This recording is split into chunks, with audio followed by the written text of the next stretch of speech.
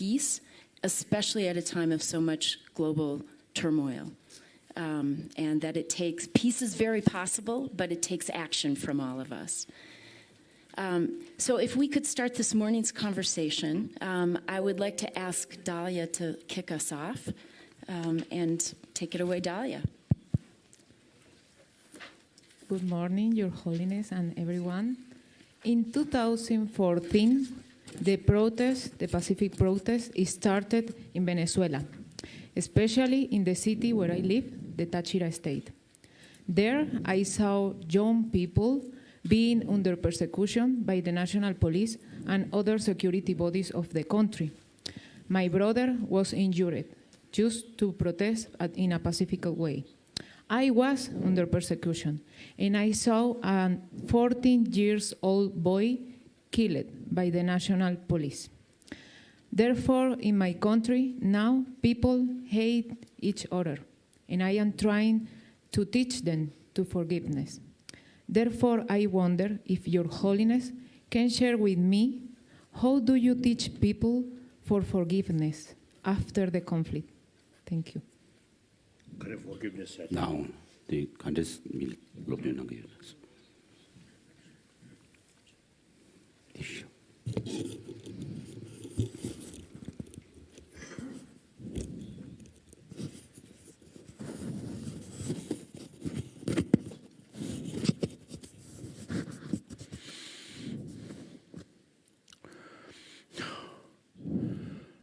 I think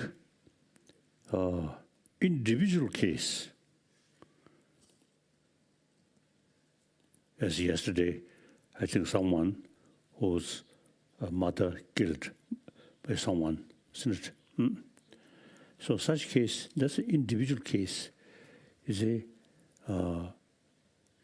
revenge, same way killing. They then continuously go like that, no use. But then community level, national level, I think it's something different. So sometimes you see the demonstrations also express disagreement. That also relevant.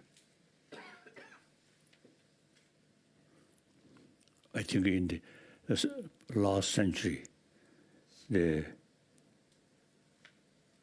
even you see Soviet Union, very powerful. Then from Poland, the Lech Hunza, you see, he started also against their rule. And then repercussions horrible. First, I think Poland. The Lech Hunza, they say, I know very well know each other. He loves me. So I admire him. You see, sometimes you see the national level or community level, just a tolerance. Then other side feel weakness, stand firm against. That I think is sometimes relevant, good. Okay. I'd like to ask Paula.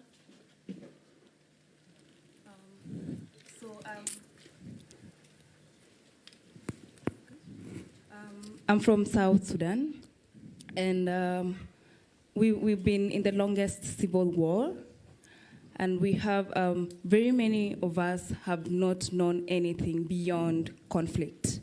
And so I took it upon myself to educate the young generation so that we grow up learning about peace, so they can understand what conflict management is at a very young age. So I thought it's very, very important for the young people to grow up learning the importance of peace and how we can work together in unity. And the challenge that I'm facing currently is that the young are not trusted because there's this intergenerational gap, and the young generation are not believed to know what conflict is, to know what peace is. Most of the time we are told, you were just born the other day, so what do you know about what's happening? And I learned that you started at a very young age. At 15 years old, you went into leadership. So I just want to understand, how were you able to connect between the older generation and your generation when you got into leadership position? Thank you.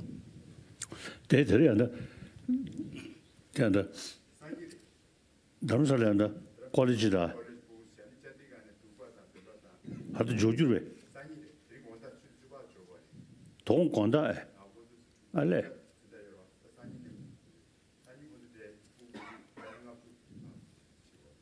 알레 선인 양도 직 소거래 야마라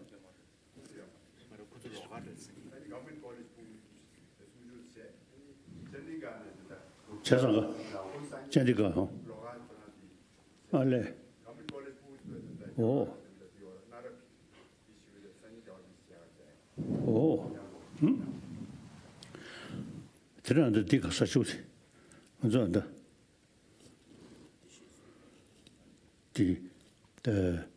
대중네. 미크로 정도가. 한테 디식이 가서한테 주지. 먼저 한다. 그냥 성우주 인식. 직식이. Okay. Sorry, I just inquire. So I heard this is some student from the local college attend here. Now they say tomorrow. Okay. So Paula's question was about.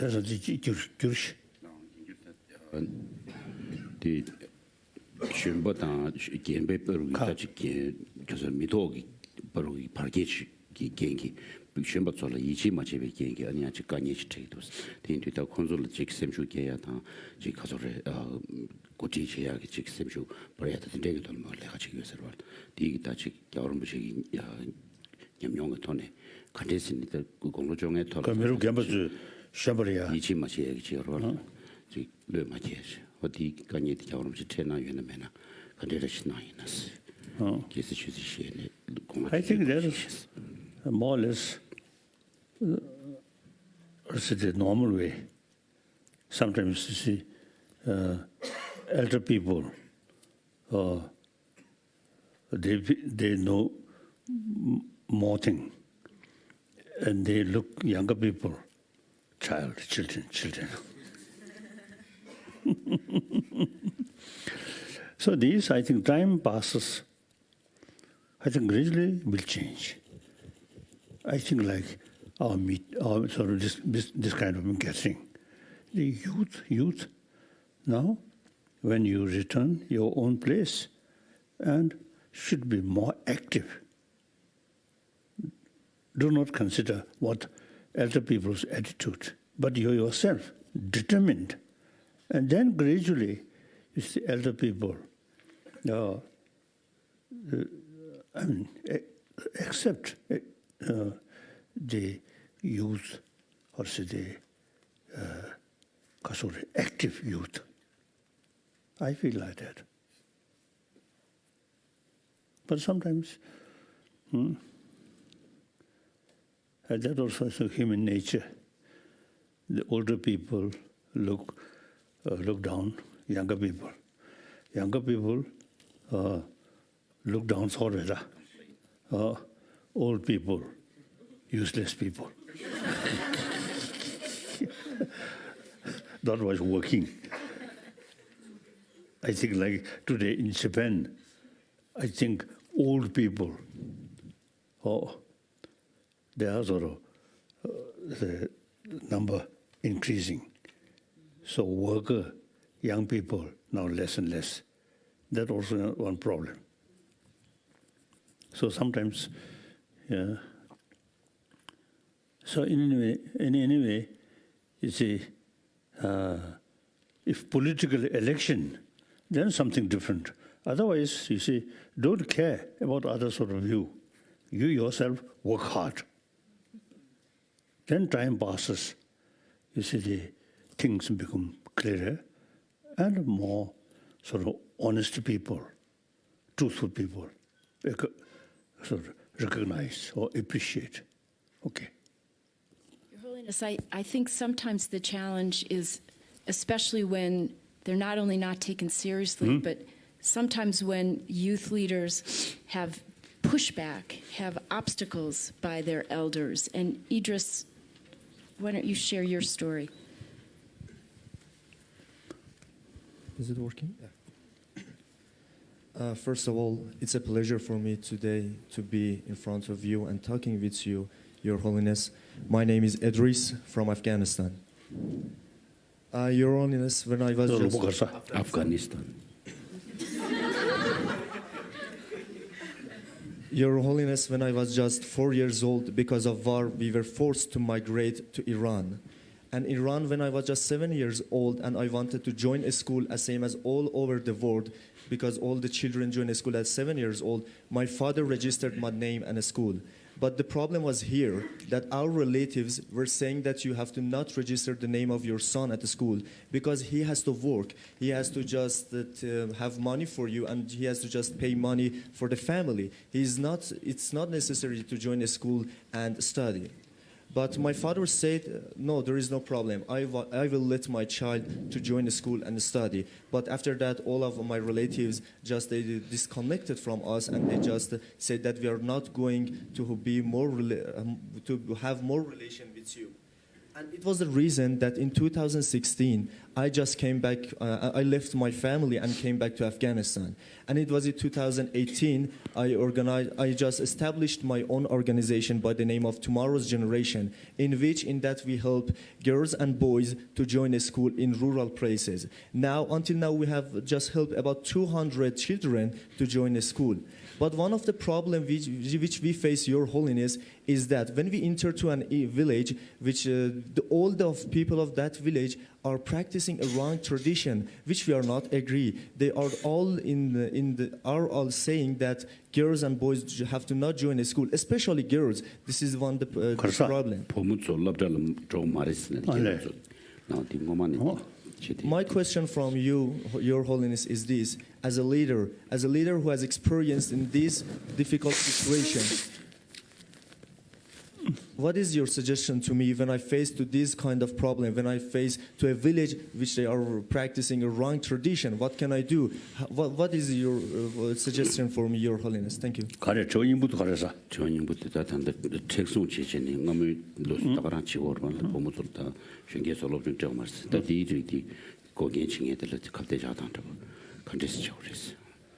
Yesterday, I mentioned some religious tradition.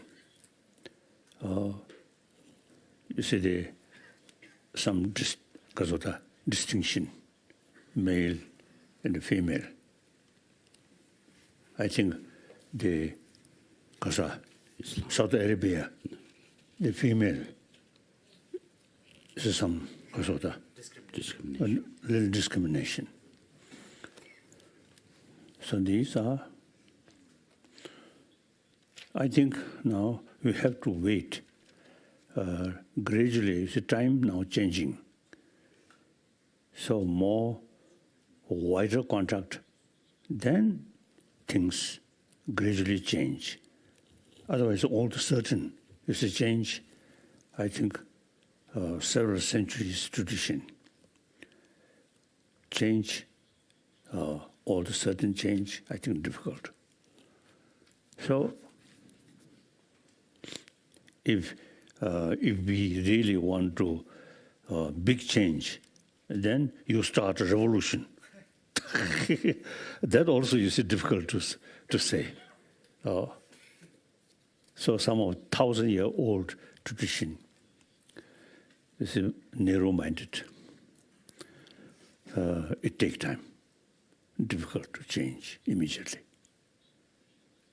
So one way, I think like this kind of meeting, more wider contact from time to time. And because Afghanistan, Afghanistan, our neighbor, I think in the past, maybe around 1,000 years, some connection with Afghan people.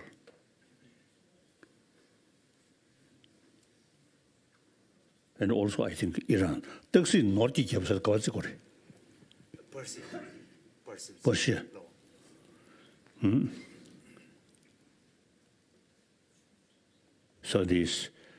So some connection. But then sometimes religion, a little bit narrow-minded.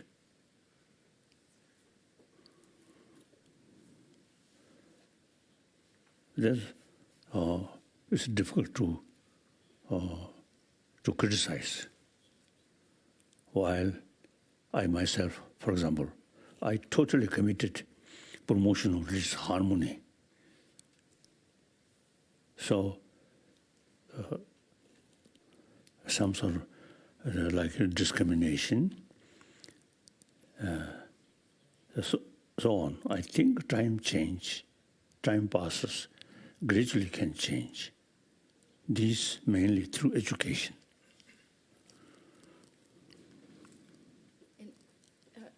Tunde, you had a similar experience in terms of pushback from efforts. Why don't you share your story? Good morning, Your Holiness. My name is Tunde Ogunyale from Nigeria. Nigeria. And I bring greetings from Nigeria. Your Holiness, in my community, dispute, conflicts are daily experience in my community. And where I live, this conflict as a result of something as big as dispute over land ownership. And sometimes they are as a result of minor things like disagreement among the traditional leaders within the communities. And because of my education, I happen to live in different parts of Nigeria, and I can attest to the fact that this is actually there is similarity that is happening everywhere. It's actually the same. The narrative is similar. So because of this, as a Nigerian, as a concerned citizen, I decided to form an organization with the name Peace Space Initiative 2 years ago to promote peace and peaceful coexistence in Nigeria. And so we have ambassadors of peace across the 6 geopolitical zones in Nigeria. But sometimes we face resistance with the traditional leaders. You want to go to a particular community to help them, to bring them together, to promote values like understanding, alternative dispute resolution, mediation, and all. Some of them tend to resist. So that is my challenge. So, and I know that you also started as a young leader. And so I would like to know, Your Holiness, how were you able to overcome resistance to your work as a young leader, especially when you are connecting with traditional leaders or people who are older than you? Thank you.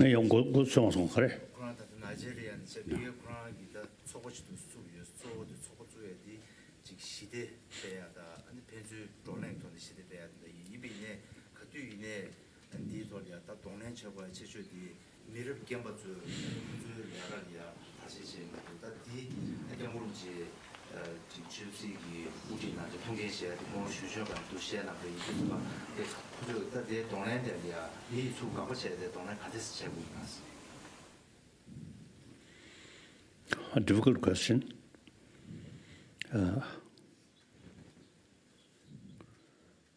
I think basically education, awareness, the reality. So take time. You have to work continuously. Then hopefully, this kind of meeting, say in different places, sometimes in Arab area or in Africa, so and then more publicity.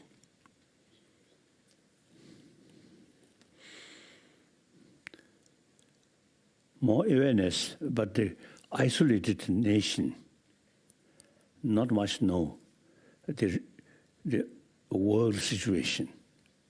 Or then just they look world their own area and narrow-minded, short-sighted.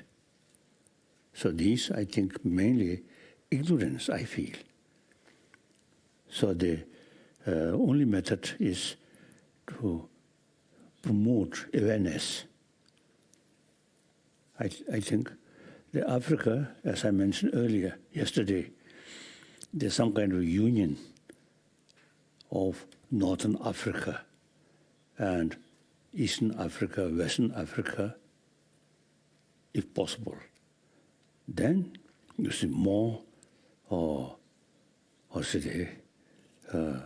talks, more exchange, and that, I think, only way to help to open their mind. Otherwise, you see, something 1,000-year-old their tradition, something really stuck in their mind. Tibet case also, I think my thinking, one time, you see, my friend from Sikkim, you see, now he no longer. Now he, once we discussed something, then he told me, he expressed to me, oh, you're thinking very much advanced. So if the leaders thinking too much advanced and the people who supposed to lead, follow, you see, not sort of, because of that. Oh, Chakada, Kuchidi, the sound shooting dogchiachi, and Mimanzo, dear Jim, Muslim, Kangerdas, Kadishenyo. Yes. So this person told me that if the leader is too advanced, that the people cannot actually catch up with him, then that's going to be problematic. So it is quite natural. But then time passes.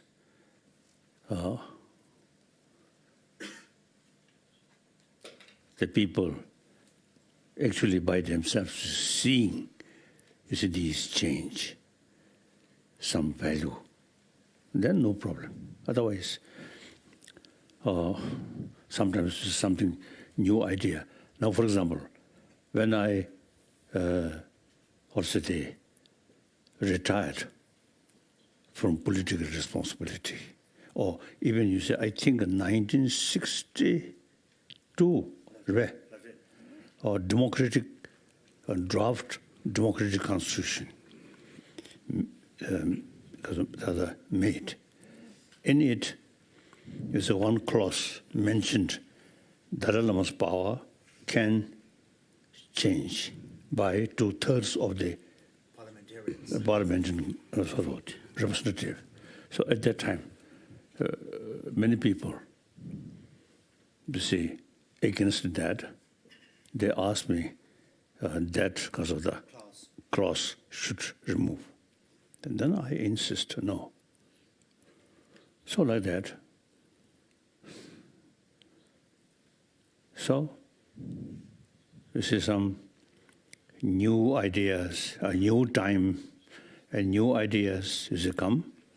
Then some old people, they do not realize the value. And then we continuously, you see, carry our work. That's the only way. Okay. So sometimes our youth leaders have learned that education is by itself not enough. And I want to ask Achim to talk about that. Thank you very much. Your Holiness, I'm from Somalia. Somalia. Yeah.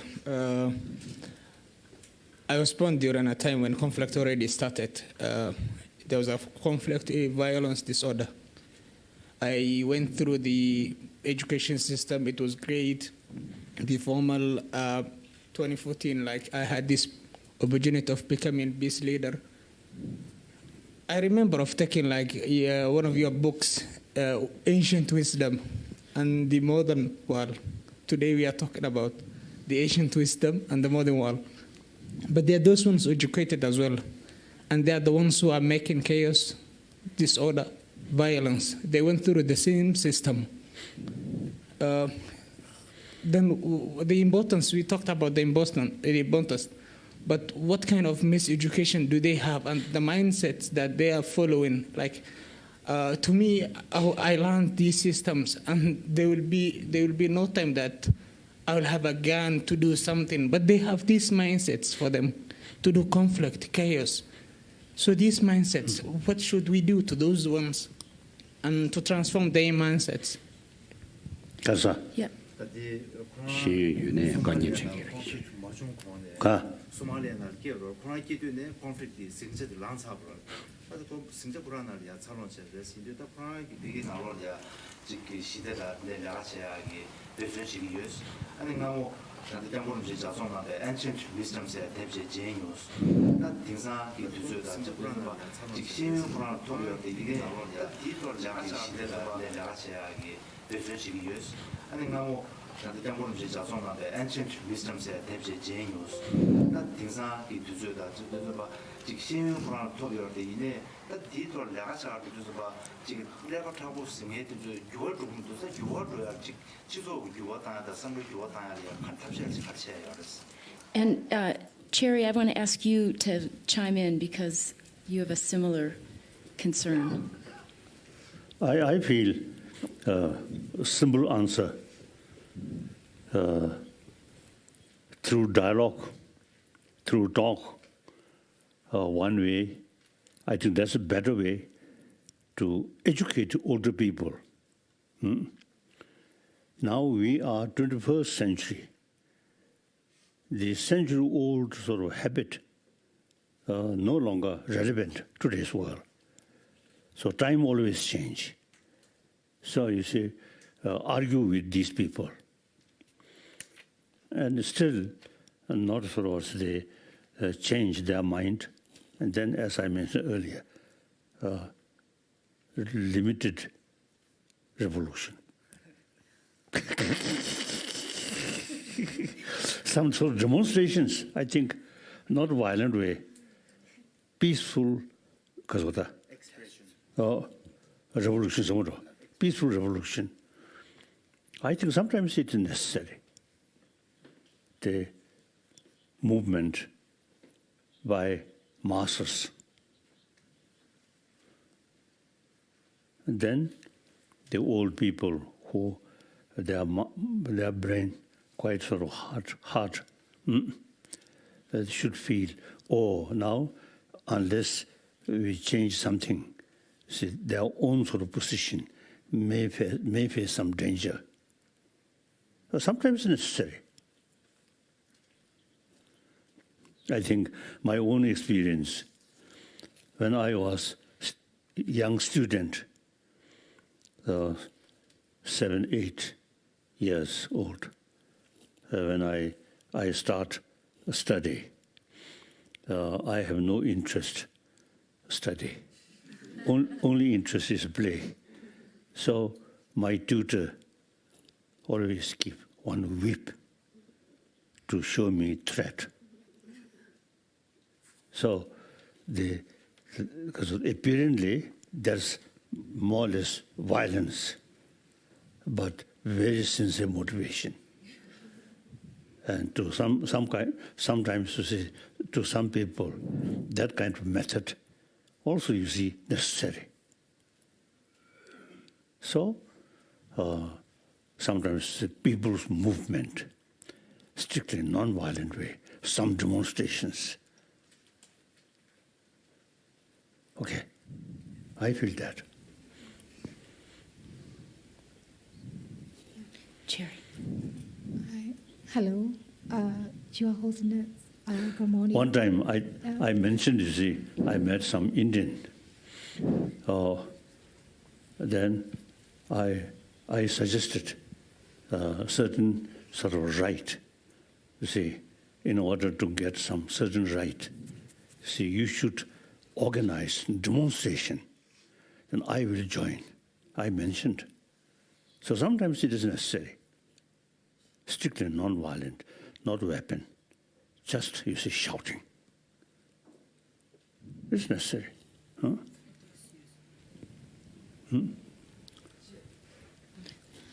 I am Cherry. I came from Myanmar. Now I'm working in research field on peace project of Myanmar. I noted that some conflict linked with extremists, nationalists, ethnics, some religious activities. So in Myanmar, we are providing interfaith curriculums in primary and secondary education. How do you think religious terrorism? And some people, even though they got the qualified education, how they became terrorists? Yeah. That-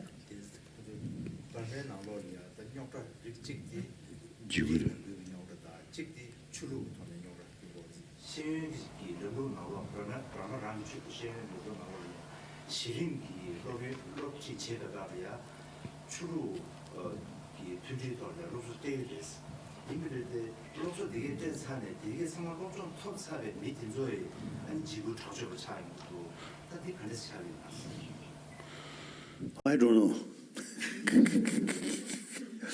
I think you should carry more research work.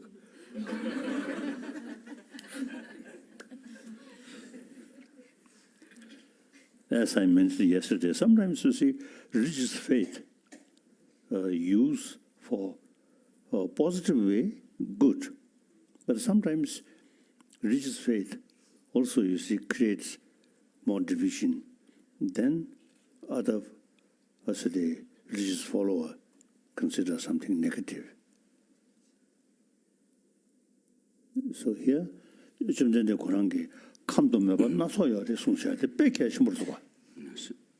So here it's very important for us to understand as followers of Buddhism, where the Buddha has actually said that there are many different mental dispositions of people. So accordingly, we need to approach. And obviously,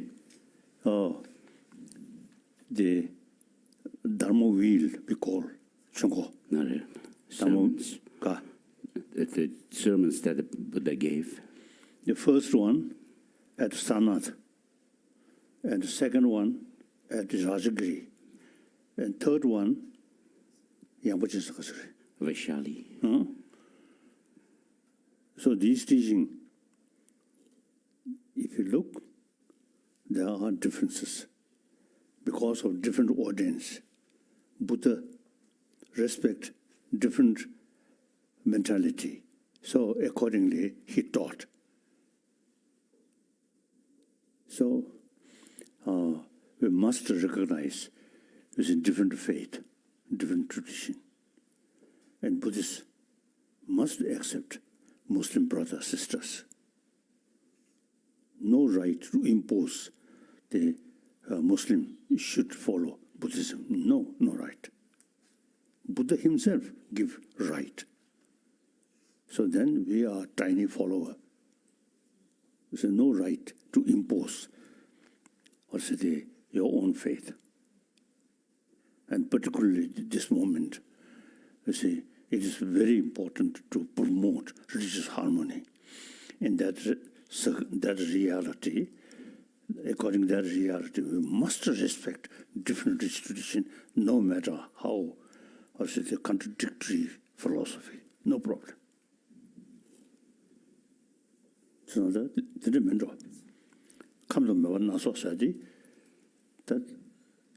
I think generally, as I mentioned earlier, I think we should look human society more as a wider way, not sort of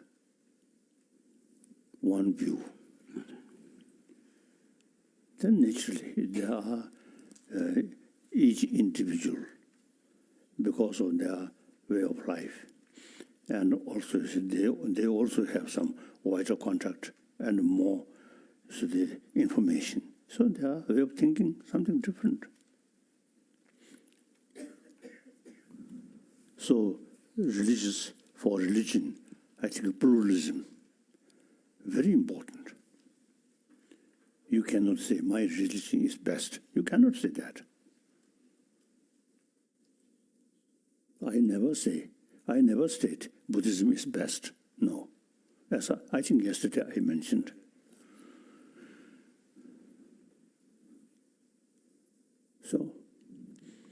So I think Burmese Buddhist brothers, I think should understand the people who have some tradition of Muslim. We must respect. Any human society, different religious faith, very possible. So, we should think according to reality.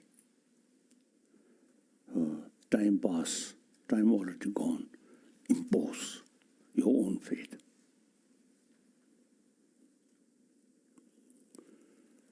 This is my record. Okay. Next question. Luisa. Hello, Your Holiness. My name is Luisa. I'm from Colombia. I remember when I was a child, I lived in a constant fear because of my dad's job. He used to work in one of the most dangerous areas in Colombia. I was lucky because even if my dad faced many times the guerrilla group FARC, unfortunately, I could grow up with him. But I know many people that didn't have that opportunity to grow up with their parents. Right now, I'm working in order to bring people together to contribute to peace building in Colombia. So I'm working with victims, with young people, and also with former combatants. My question is that I feel that in this important moment on peace building, it's important to heal ourselves first. And I'm wondering, from your experience, what do you think is the best way, or what is your advice to educate ourselves in spirituality for a mental health, for a healthy mind, healthy heart, and healthy body? Kaza.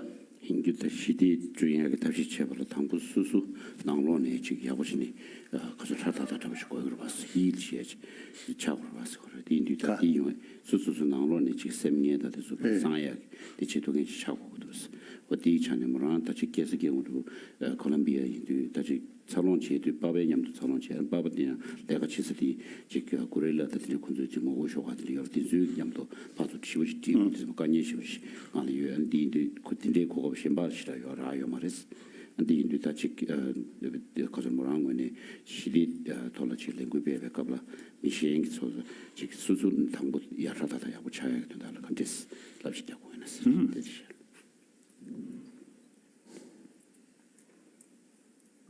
I think that also one way.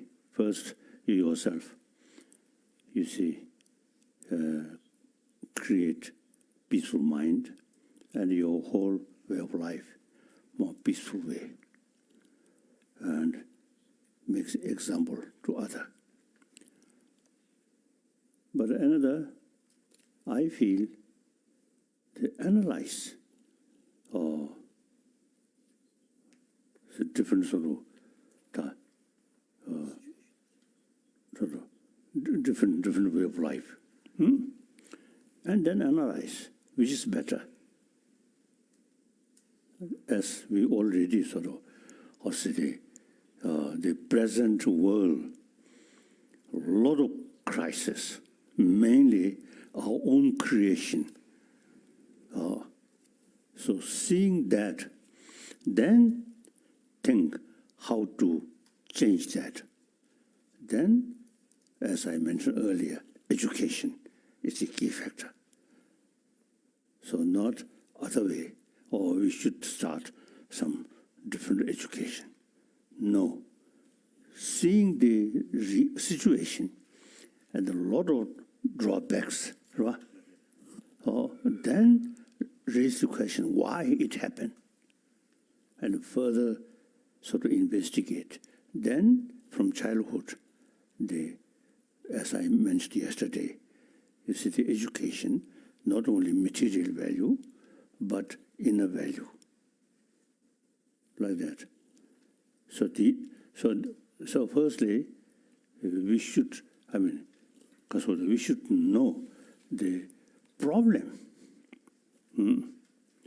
If the present situation continue, this problem will remain, and the population increasing, and the global warming also now increasing. So more problem happen. So then, firstly, I think we should show the problem. Then there's no other choice except you should do something. 말왜? 그 다가지고 상구적으로 설럽시한 된줄수가. It's not enough just to say we should do. 견제 하더라도 야구지 가서다 상당 못 주시. 다디 아주 수트야 도면 되고. 때때려야 디시스고 탑시 도가면 되고. 탑시면 다 그러셔. 탑시 이유는 다 직접으로. No.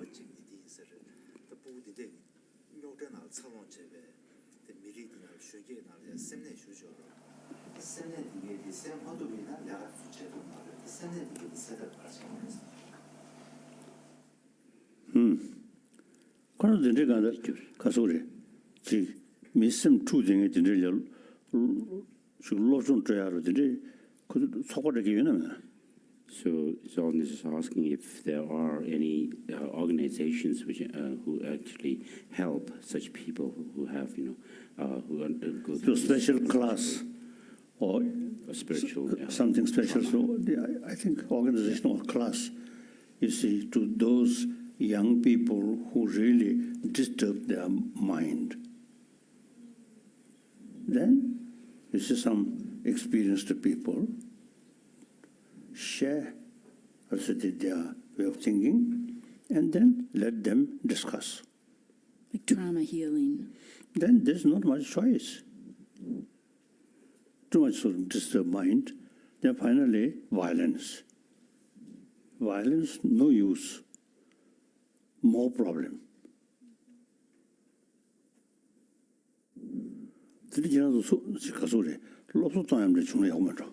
So maybe you could organize sessions with such people who have undergone traumatic experiences with help of experts. And His Holiness was saying that we need to actually see and appreciate the problems first, and then see whether the problems can be overcome or not. If there is a way out of the problem, then we should actually work for that. 좀 더 최우선의 시험이는 그냥 독전 송도와 견다 디 가서 그렇게 좋은 일할 때 다때네 군주 담버스도 디 자어 가르치도 되네 신에 디 매우소트야 도가면 도가 애는 거대 다 디도 통배터는 애는 남대 시행도. So to put within the context of the teaching of the Buddha himself, the Buddha in his first sermon gave teaching on the Four Noble Truths. And so he started out with teaching on suffering, so to make us acknowledge the condition that we are in, so that we can actually see whether there is a cause of suffering or not. And if there is a cause of suffering, which he says it's the origin of suffering, as it's called, then you need to actually see whether that origin of suffering can be overcome or not. And therefore he taught that of what is known as a true cessation, whereby which is the state of overcoming the suffering that we have. And for that he taught the path, the true path. So in this way, the Buddha began by teaching on suffering, and then also showed the path out of that. Like, I think, illness, unless the person, realize he got some illness, then they develop desire to take some medicine to cure. But the person feels, I have nothing wrong, perfect. It came to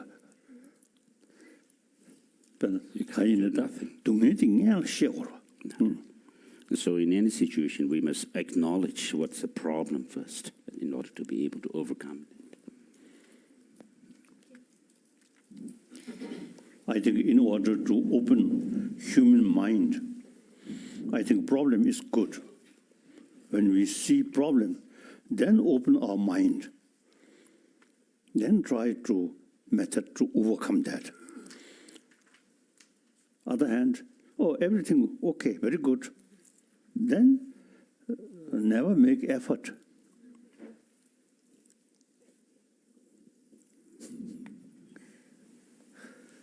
Oh, next.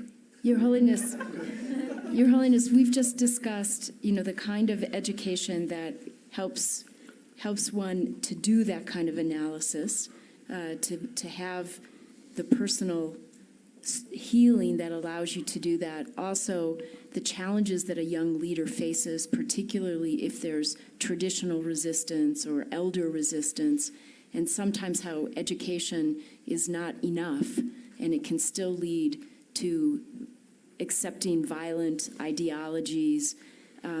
So I want to ask our youth leaders if that spurs any additional questions, having just covered all of those key challenges that you face.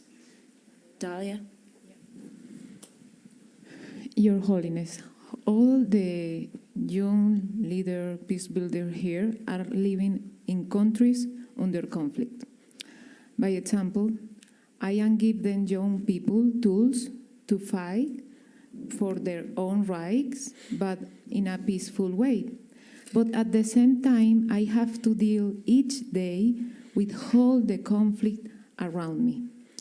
So I wonder if you can share with us or with me some advices or strategies to keep the peace in my mind, to keep doing my work as peace builder, keeping my mind in peace and my healthy hair and my body health.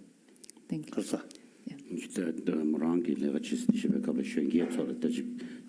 가서 간예당들이 제가 동네 지역이 시베시디 돈의 지단이 정다 되겠어.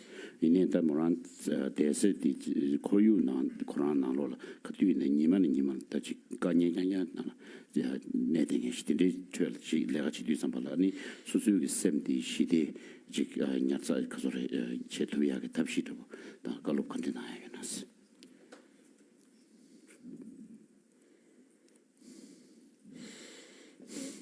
Difficult to say. But this meeting, one example, world, global level, a lot of problem. So we seeing these problems and demoralize. No.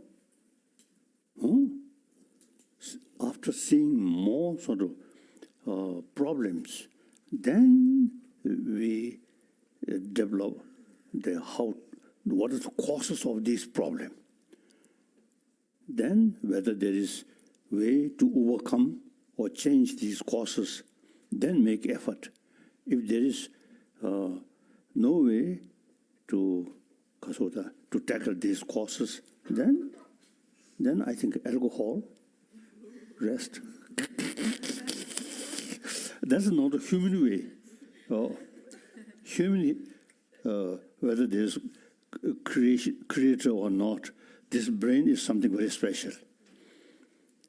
So in order to utilize this brain, we should face more problem. Then this brain becoming more active. So I think this is one example. There's a lot of problem. We never say, now no hope, or demoralize, not that way. Try to analyze what the causes and whether these causes can change or not. So we are making effort.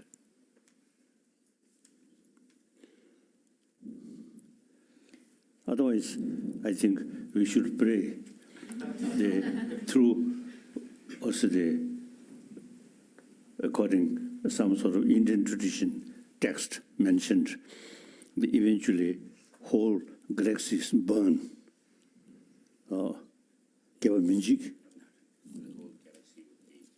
Destroyed by fire.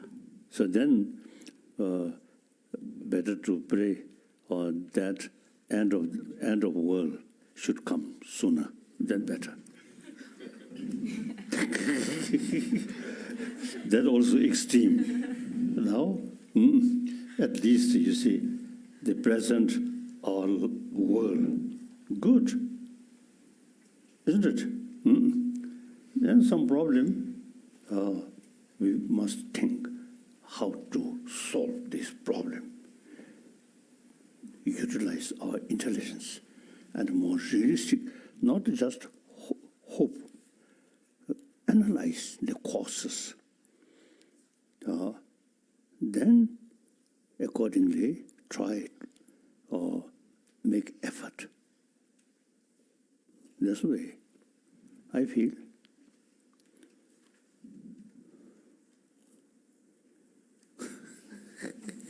Yeah, so if we can do this quickly, Tunde and Paula, short? Thank you, Your Highness.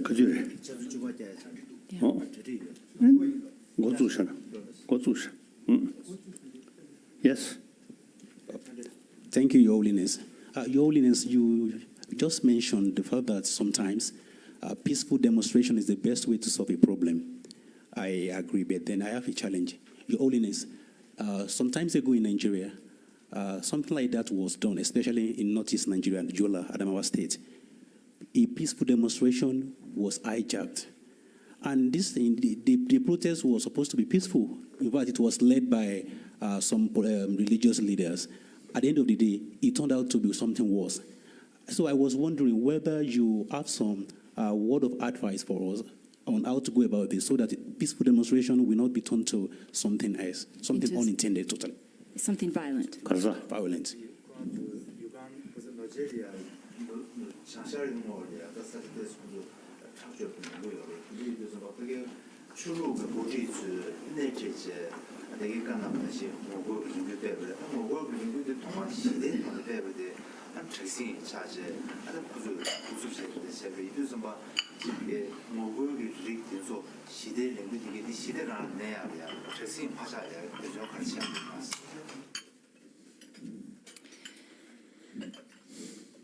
And if I could interject, I would like to invite everybody to visit the U.S. Institute of Peace website, usip.org.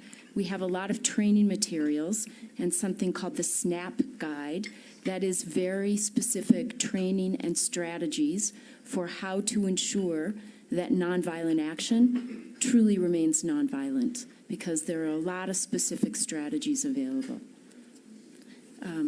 And if we could get Paula one more question before you answer. Thank you so much, Your Holiness. This has been very good. No.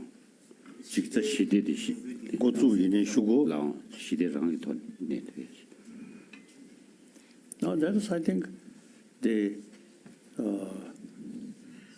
impatience.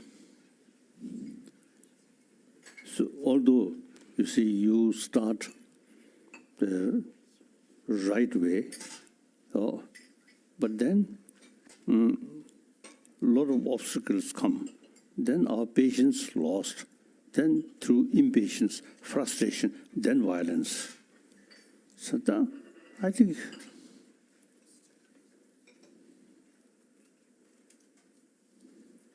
in Tibet case, basically we always avoid violence. And mission da soya mebche soso meratani. So because Tibetans stick to nonviolence, and therefore when people actually protest against the regimes, instead of going forth to harm others, people actually burn themselves. So that also, I think, desperate practice of non-violence. You see, sacrifice their own life, burned.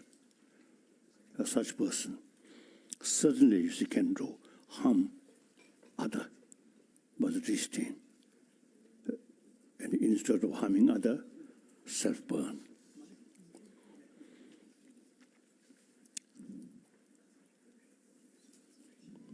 So, that means you so some rather was in love the shing marty. She did it pentoka and me mongo to Maligro. So self-immolation, of course, attracts a lot of attention from people, and there's awareness raised of what's going on in some place. But here, you must not take to that His Holiness is advising you to go, commit self-immolation as such. Okay, Your Holiness, as a young person, more often we approach very, very many issues, and sometimes we are not ready for the issues that we approach. I want to give to myself. No, okay.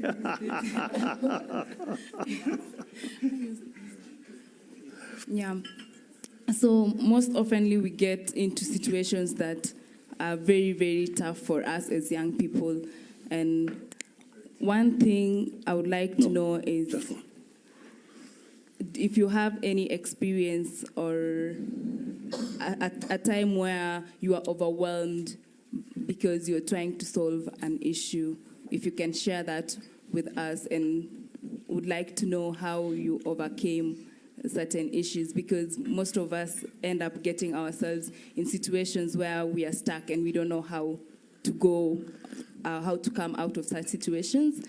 So I would like to know from your experience when you get into situations that are very, very hard and you're overwhelmed. Thank you.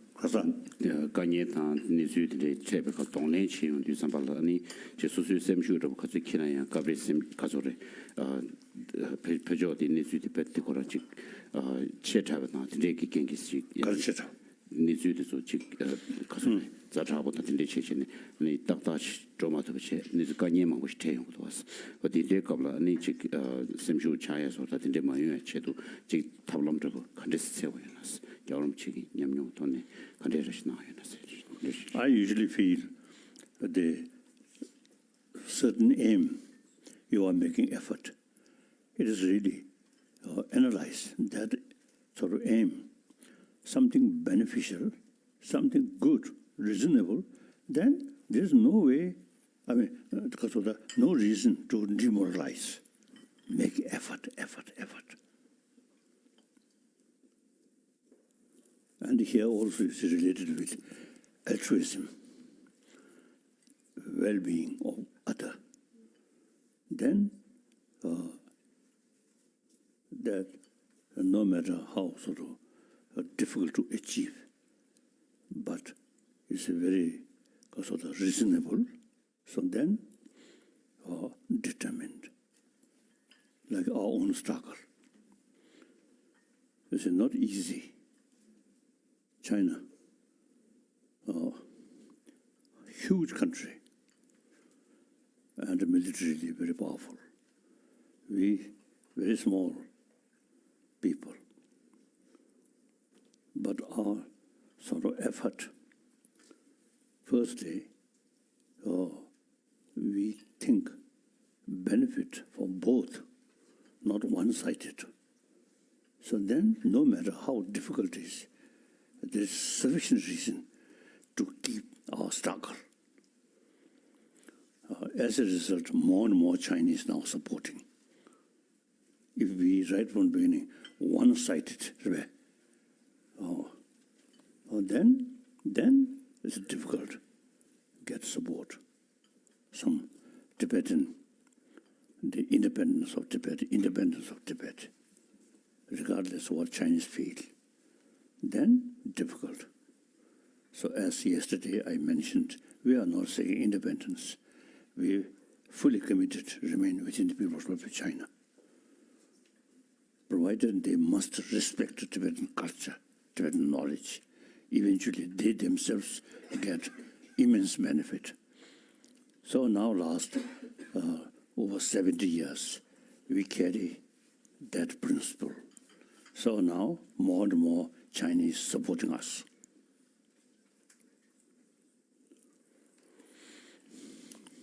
Your Holiness. So then, self-confidence, our aim is something No, it's something which is beneficial to everyone. So then, no matter how difficult it is, we must carry continuously our struggle, non-violent way.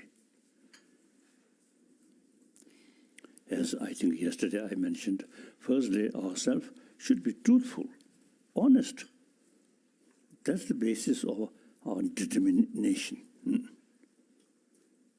Your mind little too much clever or cunning.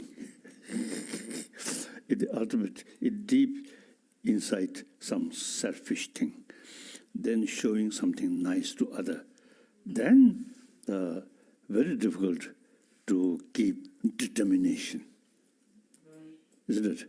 And then sometimes you see people through desperate use weapon. Please have your tea and then we'll flip the group. Yeah. Have your tea and we'll flip the group.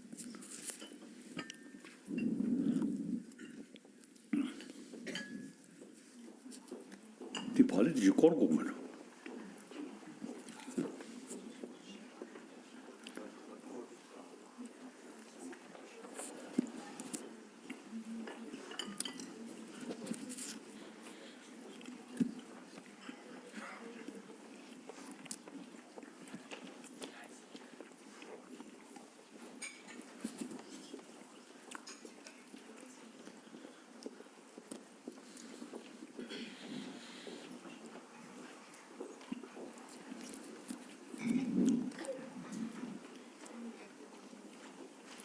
Your Holiness, we just covered a lot of topics. And I think that one of the common themes that is coming up for good reason, given the challenges that these young leaders face, are questions of leadership, questions of personal resilience. You know, personal resilience. How do you stay, how do you keep the inner peace?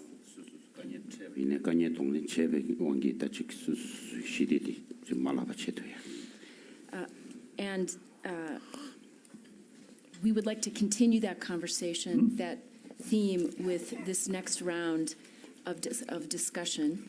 And I'd like to ask Naomi to kick us off for this session. Tashidelek, Your Holiness. It's such a pleasure to meet you. Well, I grew up in a community. I'm Naomi from Nigeria, and I grew up in a community that has suffered violence. Okay, so right from when I was 3 years old, we have known violence. And then by the time I was 15, in high school, I decided to start reaching out to victims of insurgents caused by Boko Haram, a terrorist group in northern Nigeria, and caused by the Fulani herdsmen attacks, and also ethno-religious crisis. So there's so many displaced persons in my community. And my family, there were times we couldn't go to school because of 24 hours curfew. So I really, I came up with a team and started an organization to reach out to these victims and ensure they have access to quality education. This work sometimes has made me to engage with global leaders. And I really want to ask you, were there times, you know, because I read your biography fully, and I know you started at the age of 15, fully leading your people. Were there times you got bullied by older leaders, international leaders? Were there times you got bullied, and how were you able to, you know, go through it and still continue leading your people that are now, some of them are refugees over here in India? So how were you able to deal with bully and still come back? Because sometimes, like a few times I've gotten bullied and I just cry and then just go back. But then I really want to continue. So how were you able to do that? Thank you. 나이제리아 배경이야 보고 하름세 오래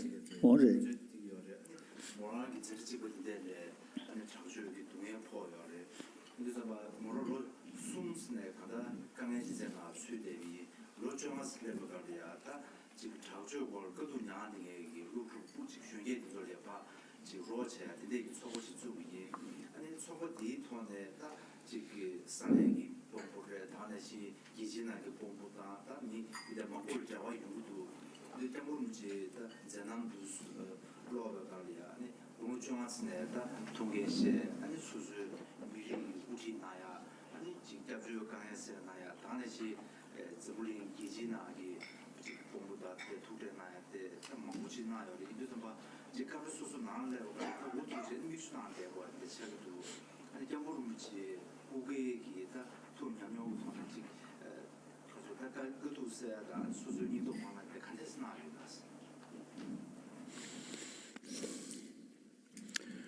Here, according to my own experience, some religious thinking, very helpful.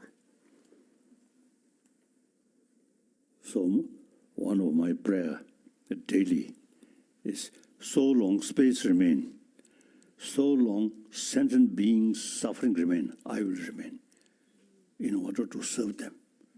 So that brings tremendous sort of willpower. So one lifetime, some problem here and there, is very minor.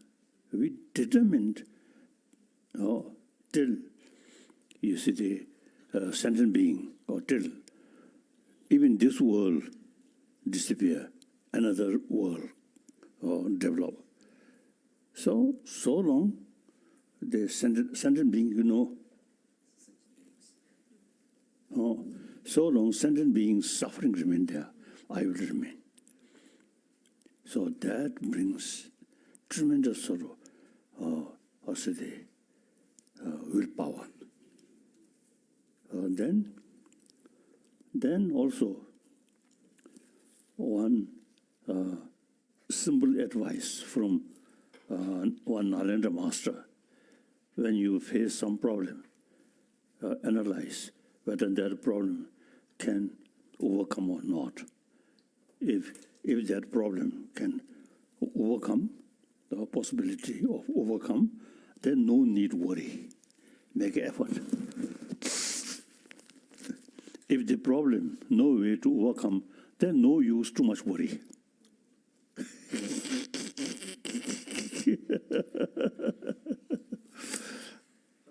I think these are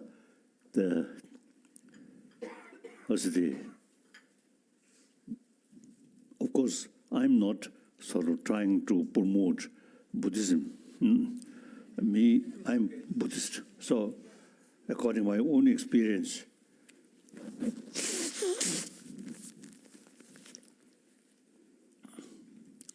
the altruism, or think more about others' well-being, that thinking, the strong sort of force to reduce self-centered attitude. Most of the emotion which disturb our mind, anger, fear, jealousy, now these related with self-centered attitude. So as a practitioner of altruism, the self-centered attitude much weak. So automatically, fear, anger, hatred, these things, very little. So these are, I think, immense benefit. Then yesterday, as I mentioned, quantum physics, nothing exists as appears. The all destructive emotion, you see, based on appearances, not the reality. So these practice really very, very helpful to keep my mind more peaceful. Not because of that simke shidi yon shosa ketma meche shidi trume di shimbe tone kun nibo ma jayundu and shidi le yongoro. Yes. So it's not just enough to pray that, for peace of mind, but what you need to know is what actually disturbs your peace of mind, and then accordingly deal with it with the tools that can overcome it. I think like physical illness, just your wish or no longer that illness.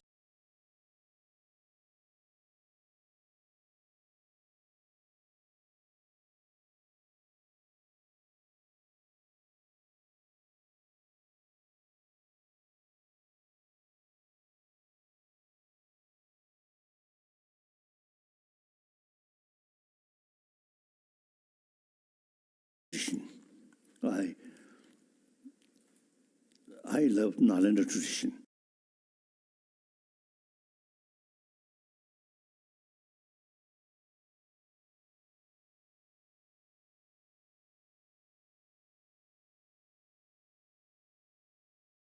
Or Thailand, all these countries follow of Bali tradition. So Bali tradition, foundation of Buddha Dharma, but much depend on faith, respect. Then Nalanda tradition, much sort of emphasis, reasoning. So I think yesterday I mentioned even Buddha's own word, through investigation, certain Buddha's teaching create contradiction. So we have a right to reject that. So the Nalanda tradition always emphasis investigation. So that's very important. Just faith, God. So our mind then kasurja betus kasurpage kumdevesochi kasurja. If we just pray, then we will not be able to use our mental ability to the extent that we can. So we just rely on God. So analytical meditation. Why? And then automatically thinking, what's the causes? What's the condition? And further sort of investigation, whether there is that cause can reduce or not. So analytical meditation. Why? That's very important. Me personally, that way of thinking, always raise the question, why? Very useful. I think according to Nalanda tradition, when Buddha we met, if you see this opportunity to meet Buddha says something, then our immediate reaction is, why? We never say, yes. No. That's good. You see, to utilize human intelligence further. So then, more investigation.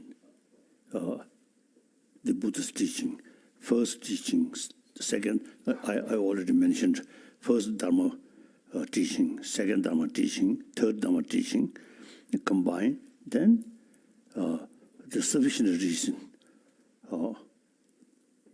how to change, how to transform our mind.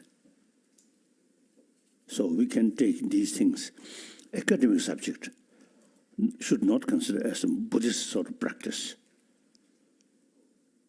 Okay.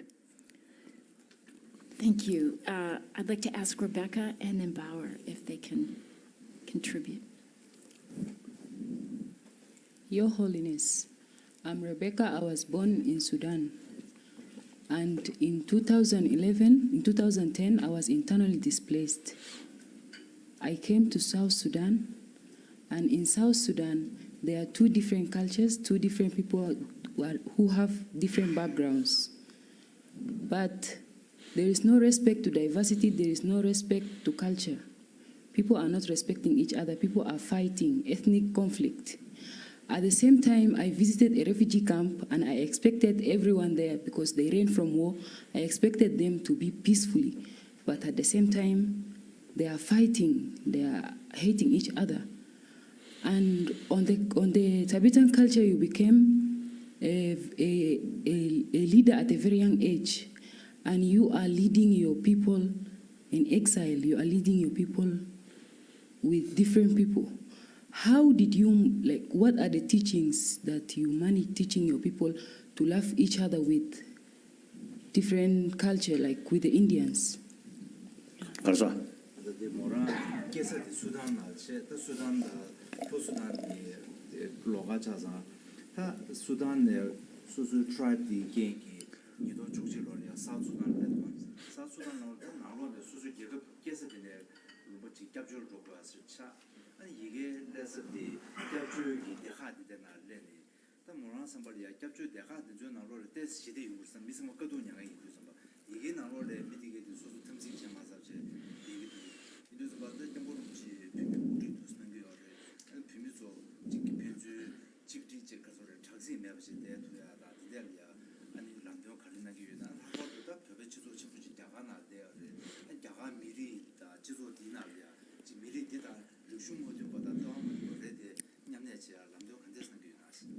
Here, I think basically Buddha Dharma, Buddhism, I think immense influence for Tibetan community.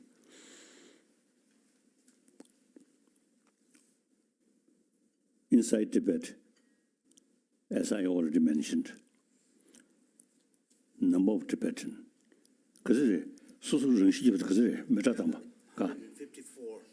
154 since 2000. 154 what called immolation. So that's, I think, clear example. They face tremendous suffering, and physical suffering, mainly mental suffering. They cannot bear.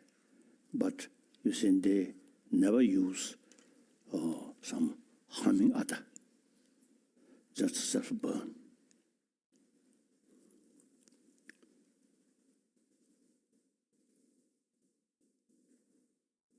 But when we, you see, also the face desperate situation, then Tibetan also fought with Chinese soldier quite bravely. And early 1980s, you see, the Deng Xiaoping start also the connection, the contact Tibetan inside Tibet and outside Tibet. You see, allowed Tibetan come here. And from here also you see opportunity to go there, meet their relatives. So one old monk,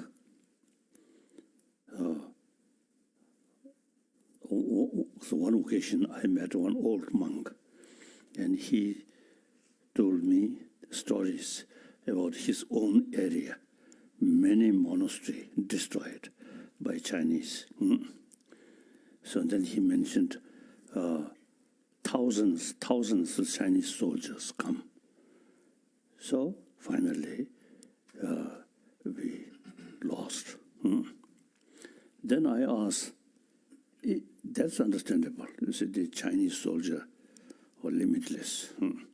We Tibetan, even one die, reduce like that.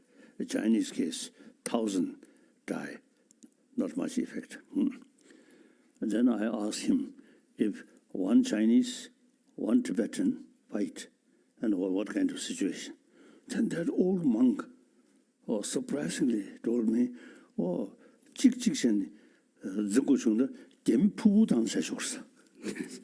So this monk actually told his audience that if we were to fight one-on-one, then actually the Tibetans could easily crush the Chinese.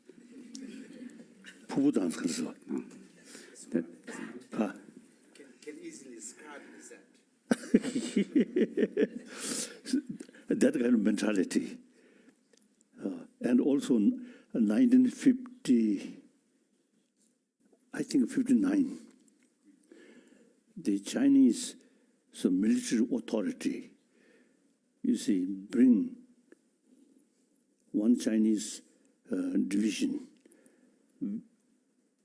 which have experience fought with American in Korea. So they bring that division in order to suppress Tibetan. So they themselves is a little bit sort of, how say they,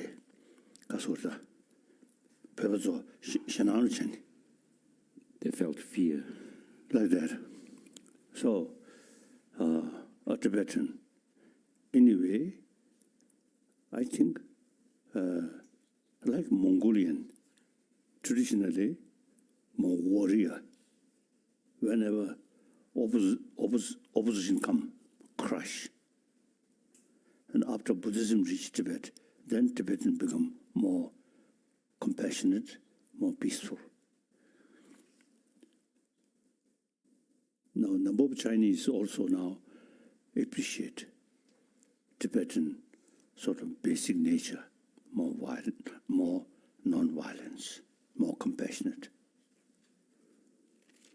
Then, here, as a handful of refugees, about 100 Kazare, 120,000 Tibetan refugees here. See, right from the beginning. Firstly, of course, India is our spiritual home. Then secondly,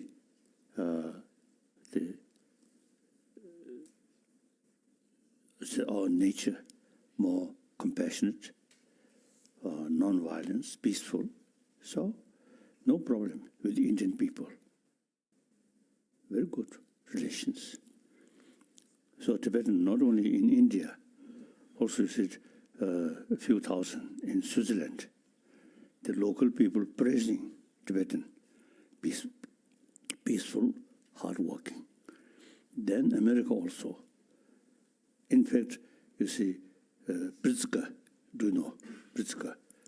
One family member, she told me in Chicago area, they allocate or some, I think, some group of Tibetan refugees settled there. So that lady told me the very purpose of taking refugee, not just out of sort of concern their well-being, but their desire is to bring Tibetan community and their peaceful way of life, compassionate life, can spread neighboring Americans. And then similarly, in some area in India,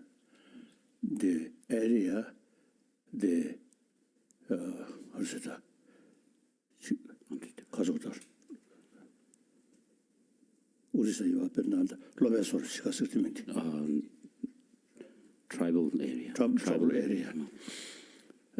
Once I have been there, some local leader told me, after Tibetan come for settlement, and then local people also becoming more hardworking. So they very much appreciate Tibetan sort of nature, peaceful, compassionate, hardworking.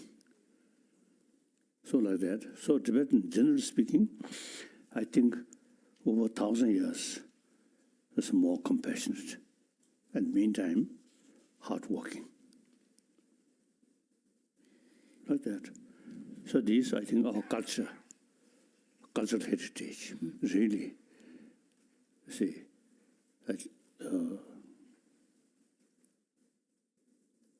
so that kind of nature. And now many Chinese very much appreciate Tibetan culture. The hardliner, narrow-minded, then they try to eliminate Tibetan unique cultural heritage and including language. So they feel so long something unique about Tibet remain. They consider that the seat of Tibetan independence struggle. So they eliminate that, but impossible. Now, especially today, Tibetan culture in the West also, more and more people showing genuine interest among the scientists also. So therefore, the Tibetan culture or Tibetan kumshi way of life is more and more people now appreciate something positive. So that also now helpful to those hardliner Chinese communists is who try to eliminate Tibetan unique cultural heritage, including language. So now they feel the past over 70 years, their policy, many of the top leaders, they realize their policy suppression become more unrealistic and counterproductive. Now they are thinking or discussing more realistic approach about Tibet. So Your Holiness, Rebecca's question about how people who are displaced as individuals and as communities is a really important one in a world where 70 million people are now forced from their homes from violent conflict. This is a critical issue for our youth leaders. Right. Because a lot of them come from countries who are the big contributors to that 70 million. So I'd like to ask both Ferris and Sebastian if we could take both of their comments, because they both are dealing with this issue of how to maintain resilience as individuals and as a community in the face of displacement. Hello, Your Highness. I'm Firas from Syria, and once one of the most important people for me said to me that the whole is more greater than the sum of all the pieces. So I think this is like how everybody of us, like we are more than each one individual story in our life.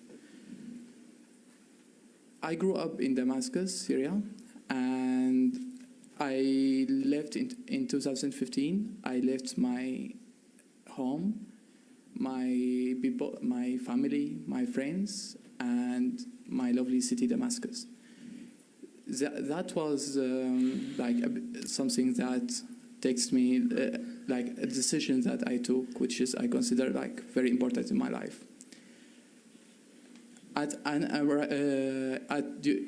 In Syria, I've been working to support people who are more vulnerable, from the refugees from all over the world who are staying in Syria, as well as the Syrians. On my arrival to Turkey, I realized that these things should continue. And maybe one of the important things that I consider here is that me being in Turkey, we have so much gratitude to the way that we've been received. And it's like when in our arrival, it was like such a beautiful country and like so much grateful people.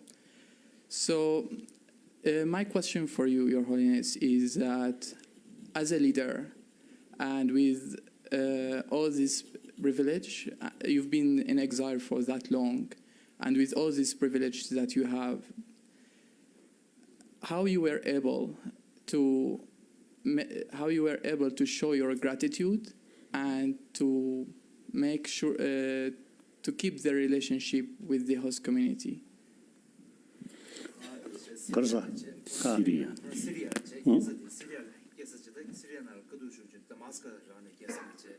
이도 종el로리아다 터키를 봐주제 도시 아니 그게 시리아는 파동 권에 시리아나로 딱잡 좀 오슈지 이게 될 프로젝트다 아니 내가 터키를 모두 제비엔 그러하게 소화될이야 터키 나로 수대도 터키 중기 그런 딱잡 줘야 돼 이내 지금 편도 수지 가수 비도네 분수 렘브레 이제도 봐 베티 그런 데리아 그게 전에 침부치기 대체 모르지 대전날 그 대전날이야 교육 수지 수된자들 인도서 봐 지금 내상기 계급이야 봐 그지 제전나야 아니 지금 제절제 가는 게 나왔어. I think in our case, perhaps something unique. Since the 8th century, Buddhism, particularly Nalanda tradition, is brought to Tibet, and I think very well established. Now today's world, the only Tibetan, we kept all the famous Nalanda sort of knowledge, we kept. So we have some special connection with India. Then, now for example, 1959, when I escaped from Tibet and reached India, in a way, refugee, we lost our own country. But in a way, we reach a country traditionally we Tibetan always respect, like the Muslim world. Mecca is the real sort of city, spiritual center, something like that. India, Bodh Gaya, I think in the past is a Tibetan. They try to one pilgrimage to Bodh Gaya once a life, like that. So then we reach this country as a refugee, but then we really feel now we return to Indian, our original Kasoda, the spiritual land. And then also, so in our case, since '56, I came first time to India, and I developed a very good relation with Indian leaders, President Rajendra Prasad and Vice President Radhakrishna, and the Prime Minister Pandit Nehru, and many Gandhian and freedom fighter. We become very close friend. So, 1959, when we reach Indian border, the India ready to accept. And since then, I become longest guest of Indian government.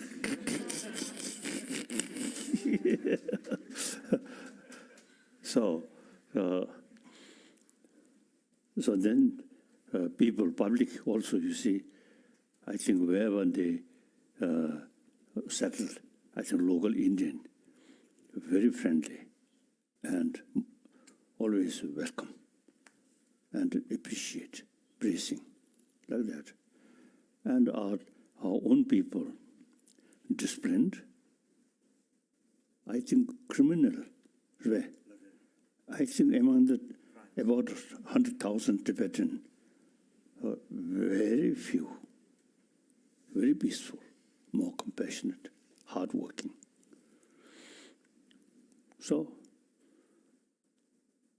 I think Tibetan refugee community is one of the most successful refugee community. And we also carrying the traditional knowledge. We re-establish the traditional monastic institution, which carry study Buddhist tradition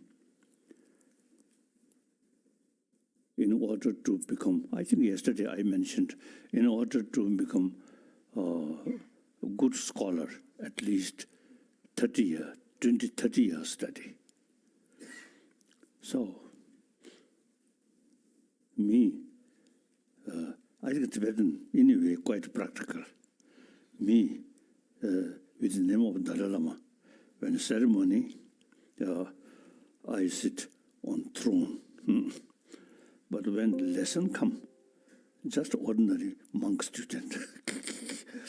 And as I mentioned earlier, try to weep like that. So I also, you see, I took 13 years study. Then after become refugee, I continuously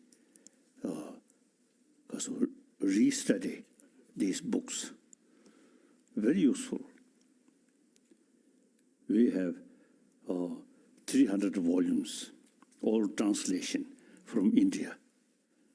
These we consider our text. So even these days, I always reading. Most of these books, of course, about 100 volume, Buddha's own word. Then about 200 volumes, the Nalendra masters. So as I mentioned earlier, they always say, because point out through reason. So wonderful. So we kept all these. Now today in South India, monastic institution re-established the number of monk students, over 10,000 monk students who study in these at least 20 years. And then also we start all nunnery, also should start serious study. So now, in the last few years, we already achieved the non-Kishin degree. Nuns who have obtained like a PhD degree. One story, when I thinking nunnery also should study similar monk study. So some my friend, they say, any Kishi continues. In the beginning, when His Holiness expressed the wish to have these nuns, becoming geishis, or like someone who has PhD degree, some of the elder monks were actually quite speculative about it. How can that be? So then I told them, Buddha give us equal nuns, monks, bhikshu, bhikshuni, same rank. So now for study also, we should be equal. So my reason, more sort of weight, so they keep quiet.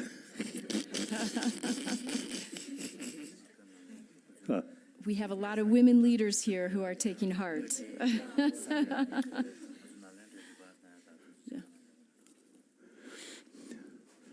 So as you know, longest guest of Indian government, now my commitment is try to revival of ancient Indian knowledge, not through monastery, but through school, college, education. I have sort of conviction. India is the only nation who can combine modern education and ancient Indian education about mind. Over 3,000 years, India's concept of non-violence and compassion, karuna, ahimsa. So that now world need. So in order to show world these useful ancient Indian thought, firstly, within India should revive. So I fully committed. So many Indian institutions now very much appreciate. They fully support me. So that's my now latest on my commitment. I have 4 commitments. I think I already mentioned yesterday. Number 1 commitment, I consider I'm a human being, one of the 7 billion human beings. So try to promote basic human value. That's human compassion. Not touch with religion as an academic. So India's secular way, no differences, believer or non-believer. So long we are human beings, we need inner peace. For that, we need some knowledge how to tackle our emotion. That's my number one commitment. That's basically number one commitment. And the second commitment, I already mentioned, promotion of religious harmony. Then, one time in Delhi, some Muslim group, and including the Muslim countries' embassies, some people come, and we all discuss. And then at the end, we took pilgrimage to Jama Masjid, big Muslim temple. So we all together take pilgrimage. And they put me on white Muslim hat, yes. And then pray together with other Muslim friends. The next day, the newspaper with picture, a lot of report, like that. So, since 75, I start one practice wherever I go.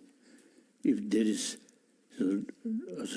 different temple, church, Hindu temple, Sikh temple, Buddhist temple, and other Jewish temple, we always go pilgrimage. Then, second, you see from time to time, academic level, discuss with people from different tradition.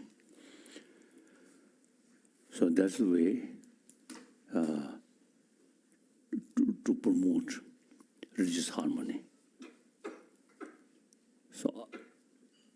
So many, among my friends, many Muslims. So philosophical field is the differences. But we all practitioner of love, loving kindness. So no problem. So, Your Holiness, Sebastian, yes, will follow.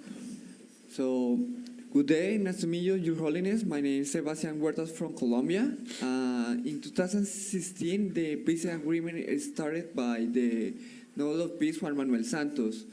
My country are divided in two. One country that believes in peace, another part doesn't believe in peace. So that's the reason because a lot of social leaders was killed like me. More or less 100 leaders are killed. So that's the reason because I want to be senator in Colombia in 2022 because for me it's the best way to continue the peace building in Colombia. So my question for you is because you have the experience as a refugee to come into here, how do you promote the spiritual peace and reconciliation, not promoting hate to the Tibetan people? Karsa.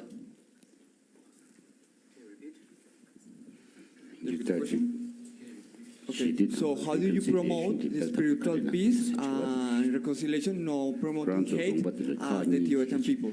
So, because he wants to be a senator in Colombia to do the same.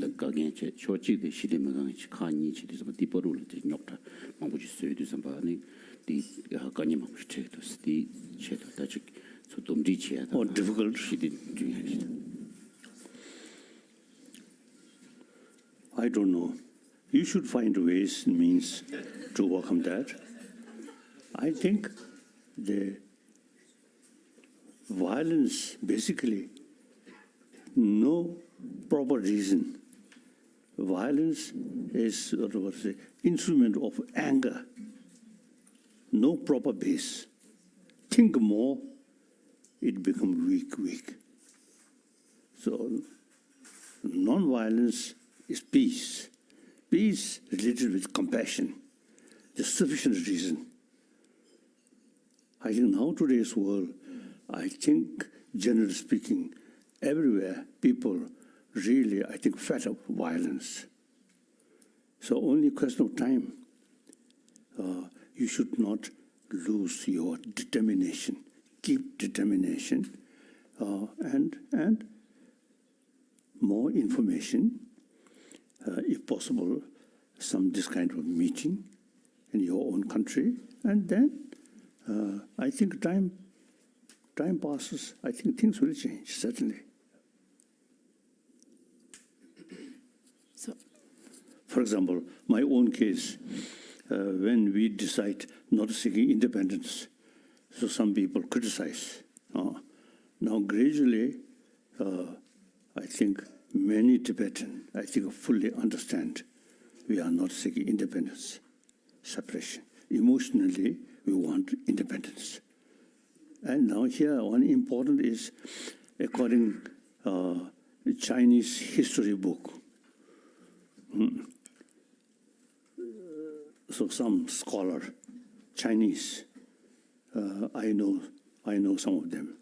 You see, they told me 7th century, 8th century, 9th century, 3 independent countries, China, Mongolia, Tibet. And then in Chinese ancient history book, they never mention Tibet part of China. They say, but okay, past is past. So we have some unique cultural heritage. I already mentioned, I think, yesterday. So it's even sort of benefit to Chinese brothers, sisters to keep this tradition. Then okay.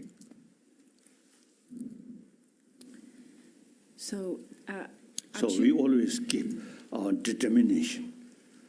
So originally, some young Tibetans criticized me.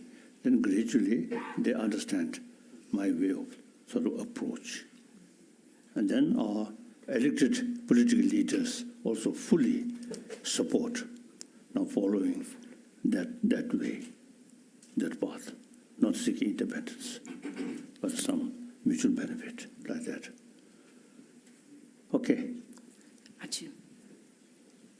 Thank you, Your Holiness.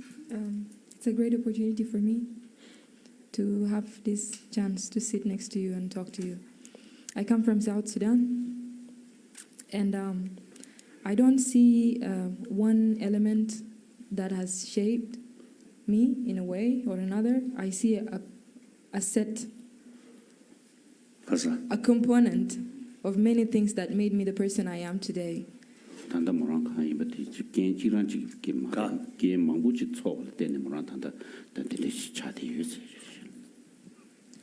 So I grew up in Sudan, and it's a very complex country.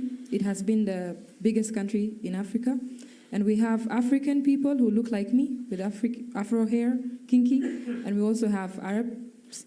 We have Muslims and Christians. And through that, I faced a lot of discrimination, violence. And it got to some extent that I faced domestic violence, even from people I know within my family.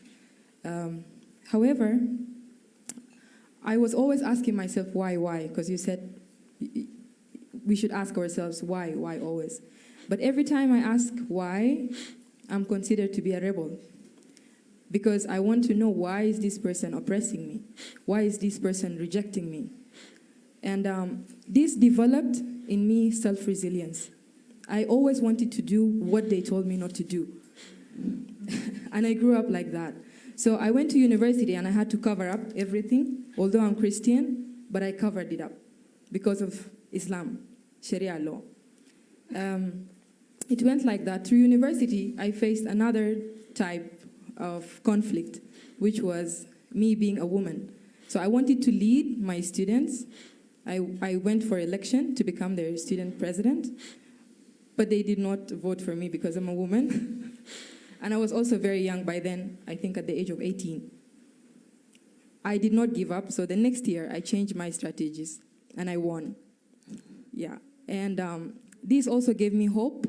So now me and some other colleagues, we work on how to promote women's education because I believe education helped me a lot, not to hate the people who oppressed me and rejected me.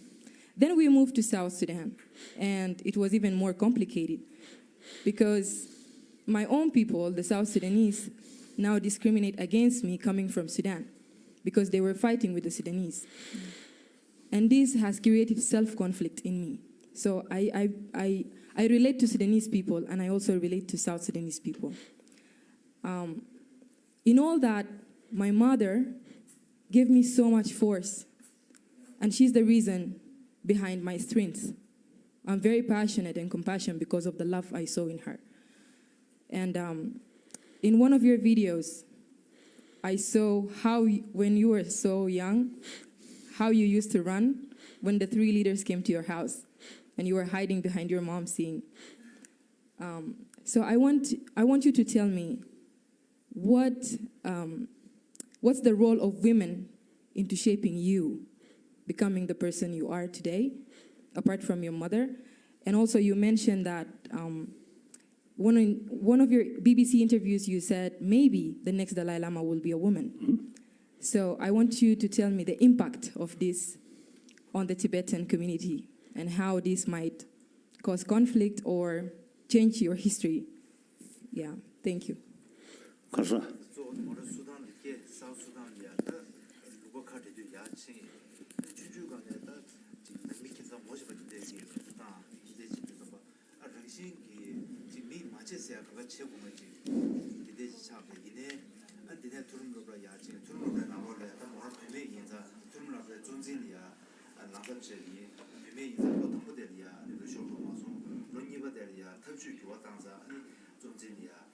look to it.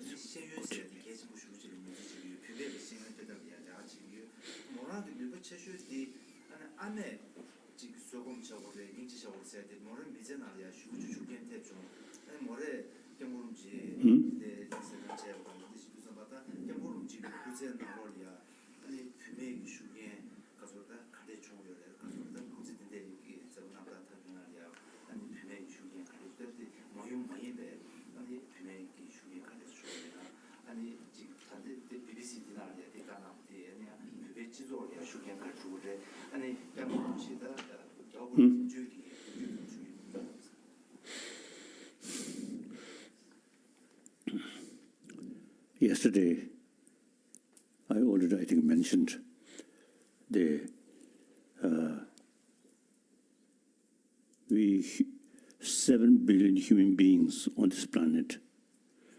We really need effort to promote basic human value. That is human compassion. This can be possible because basic human nature, we are a social animal. So basic human nature is more compassionate, just according to scientists.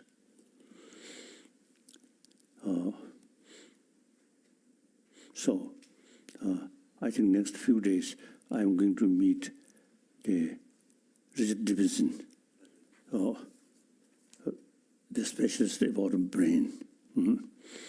Now I want to suggest to him, I think he should carry more research work, compassionate mind, how much sort of affect our brain, anger, how harmful our brain.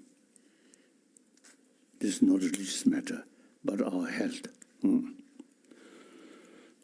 So, my number one commitment, as I mentioned earlier, is the promotion of this basic human value. I believe basic human nature is more compassionate. Therefore, it is possible. The only thing, as I mentioned earlier yesterday, existing education, no bother about our internal emotions. So female now should take more sort of effort for promotion of compassionate society. Then I always believe mother is first our teacher. In my case, my mother is the key person who practical level showed me compassion. So sometimes, my mother's sort of compassion a little bit spoiled me. I think I mentioned the reason my area, very small village, and then of course no toys, nothing. So my mother always carried me wherever my mother go, or milking animal, or because of look after farm work. My mother always carried me. So eventually I found very comfortable on my mother's shoulder. So then I become little bolder. So I hold my mother's 2 ear if I want to go this side. If go this side. If mother not sort of follow my instruction, then I shout.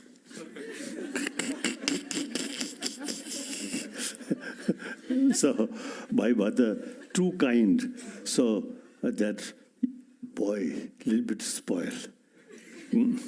But I always was telling people, first my teacher about compassion is my mother. That's very clear. Huh? I think everywhere, even animal, mother take care till their youngster become independent. Otherwise, you say, birds or dogs or any animal like that. So therefore, the mother is the symbol of loving kindness.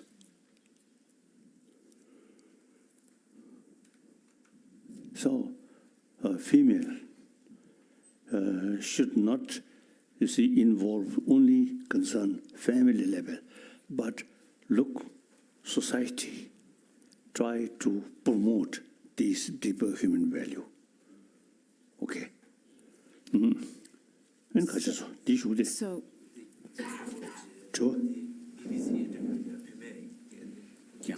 oh, yes. So one time in Paris, one female magazine, they asked me, in future, Dalai Lama can be female. Then I mentioned, oh yes, of course. Is the female more sort of useful, female Dalai Lama? Then certainly, female Dalai Lama. Then as far as the Dalai Lama institution is concerned, I think as early as 69, I think 69, my statement, I mentioned whether Dalai Lama institution should continue or not up to Tibetan people. It's not important. The important is learning. Knowledge is more important than just the institution. In the feudal system, old time, yes, institution something important. Dalai Lama institution also related with that.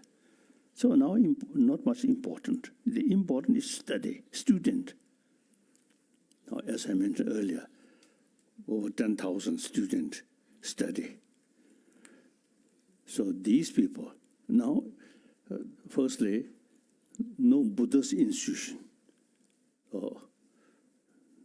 Many of Nalanda masters, they have no institution. I think reincarnation, recognized as a sort of previous person, and then institution started, I think, in Tibet, because of the feudal system, I feel.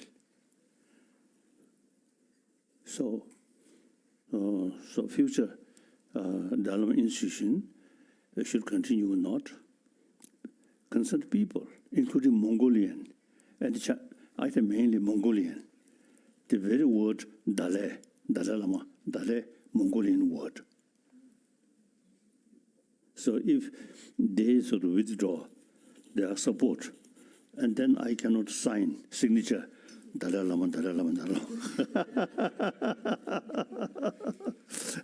So some special connection, the Mongolian and Tibet. So they also have the sort of historically some right about Dalai Lama institution or reincarnation.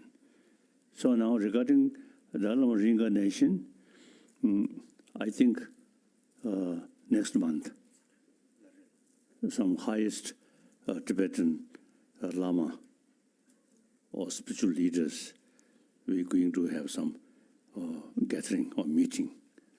So, at the previous time, I suggested, so when my age reach around 90, then I will convene the spiritual leaders. Then let them discuss about future Dharma institution and reincarnation. But theoretically, the female reincarnation, very possible if the circumstances are more, as I mentioned earlier, more sort of effort from female side for promotion of human compassion, then female Dalai Lama. Firstly, Dalai Lama Institute should continue. Then the successor of Dalai Lama Institution open whether or traditional way to choose reincarnation or His Holiness Pope sort of tradition among the high cardinal and elected. That's also possible. So there are some different options. Yes, like that. So then you see one problem. When the French magazine asked me in future any female Dalai Lama, then I mentioned yes. If female Dalai Lama comes, that Dalai Lama must be very attractive. Then that report, some Indian lady criticized me. It's true. If Dalai Lama, a female Dalai Lama, then people, I think, avoid to see that Dalai Lama. Isn't it? So, more handsome Dalai Lama, female, I think much better. It's common sense. But some people used to criticize that. I don't know. What is the reason? So my own case, if my face is something sort of very ugly, then people not much fun to see me. But my face quite handsome. And always smile. So people love seeing me like that. So future Dalai Lama, not my concern. That's the concerned people. You see, they will decide. My own concern is my next life should be as first Dalai Lama expressed. He no wish to born heaven, but place more suffering there, and where he can serve something, he always want to born such sort of place. So me also, they are not something high institution like that, but one human being who can serve more people. That's so long space remain, so long sentient beings remain, I will remain in order to serve. Okay.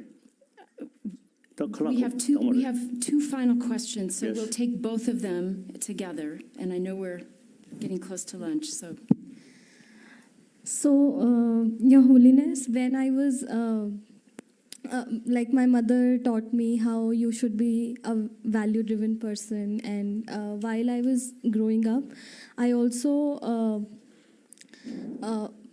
realized how it feels to lose someone. So I started an organization where I teach values like empathy, inclusiveness, non-violence to youth, to children, and to teachers, because I was following what my mother told me to be value driven, but I faced a lot of violence, I faced a lot of criticism, I faced a lot of I used to question myself, if I am value driven, what difference I am making. So I thought one person cannot make a difference. Like one person is value driven but cannot make a difference. Everyone needs to have those values. So I have I went to Kashmir, worked with the youth there. Their stories were very depressing, like the kind of conditions they are staying in. I also work with Rohingya refugee. They used to show the videos from Burma where their family members, like a pregnant woman, her stomach was, they took out the baby, killed the baby, and then killed the mother. So they used to question me that you want us to be value driven, you want us to be compassionate. Why? So, Holiness, my question is to you that you also, people come to you and ask such problems, such issues from you. What gives you energy to move forward, wake up every day with the same energy? Yeah, thank you.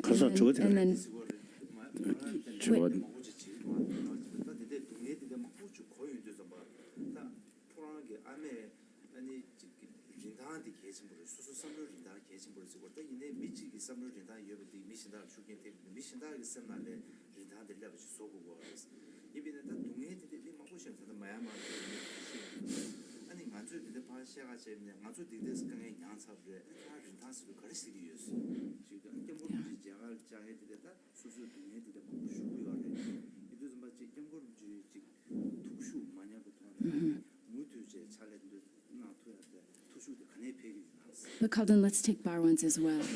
Bauer, I am from... I think first, let me go bathroom. Okay.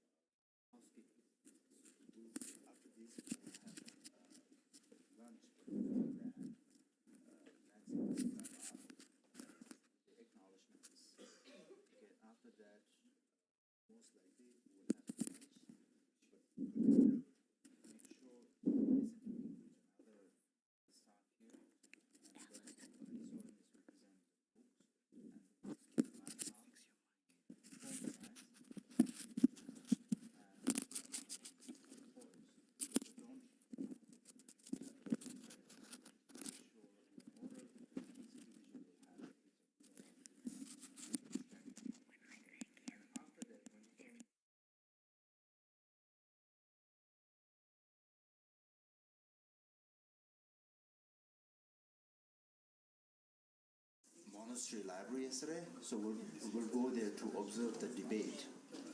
The cars will be lined up there. As soon as we finish the debate, we will get into the cars. I will go to TCB. Okay, so please try to as fast as we can today. Okay, so timing-wise, we're tight today.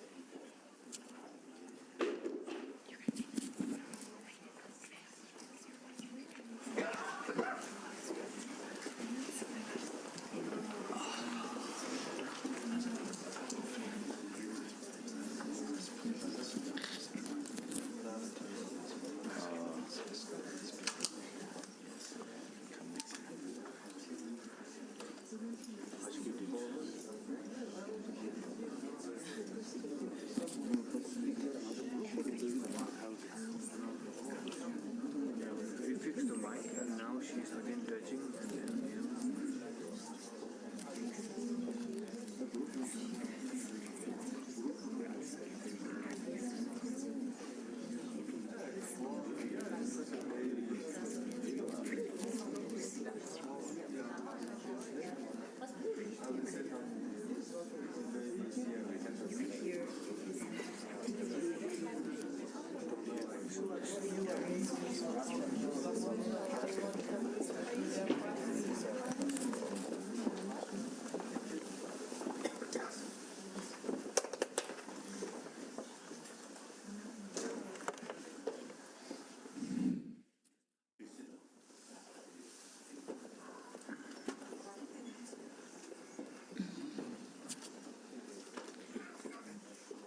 Welcome back.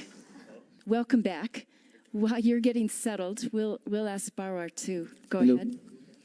My name is Bawar. I am from Kurdistan, a Kurdish citizen. I'm a member of a group that we want to educate our people to keep environment. We as Kurds have always wanted to be peaceful and to promote peace.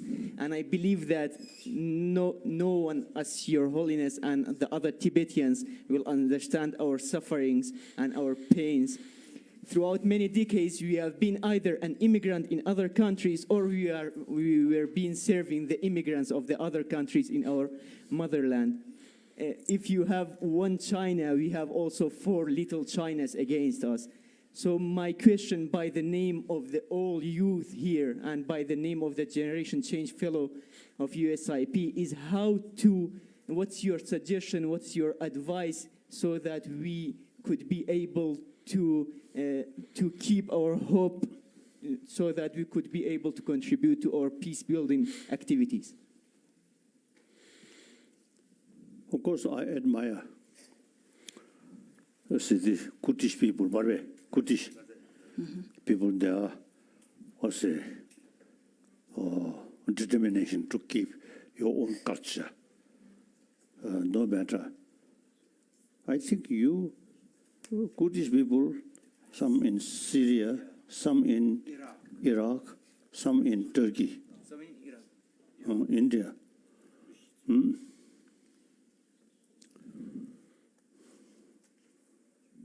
Like I think Jewish people, they scattered different places, but under difficult circumstances, they kept their culture heritage, and mainly in family level. So now we are 21st century. I think not like the 20th century's thinking power. So your determination, very important. Then eventually, I think you can achieve all Kurdish people, different country, united.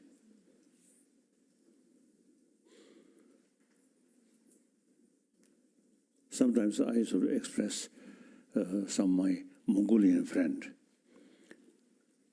unified Inner Mongolia, Outer Mongolia, same race, same language, same culture. Politically, Outer Mongolia, independent, Inner Mongolia, part of China. So in future, possible, united Mongolia. So similarly, Kurdish people, I think eventually possible, and united.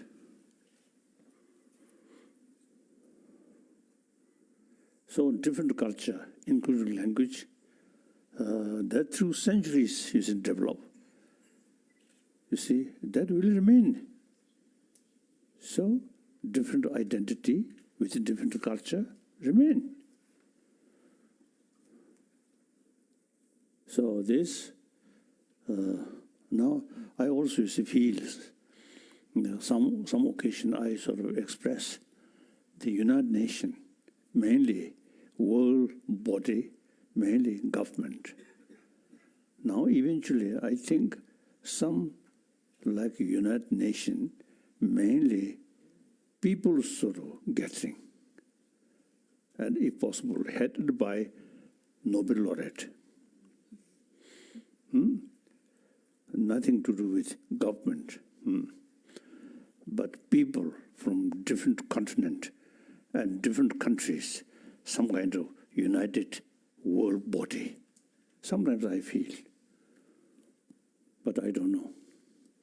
That may be dream. So that in United Nations, President is in United Nations, I also briefly mentioned yesterday. In any case, mainly representative of the country or government. So unfortunately, sometimes government cannot represent the people. So we need, if possible, some kind of world body of the people. So as I mentioned yesterday, some sort of something like European Union, African Union, Northern African Union, Latin American Union. I think we should think some union. Then all these different union, another sort of, or say another body, international level.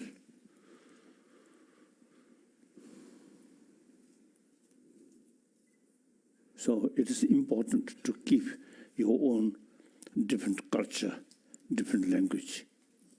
Very important to keep. Huh? Oh, kaza kuch hot kare. Onje. Yi lul kangen shu chedu.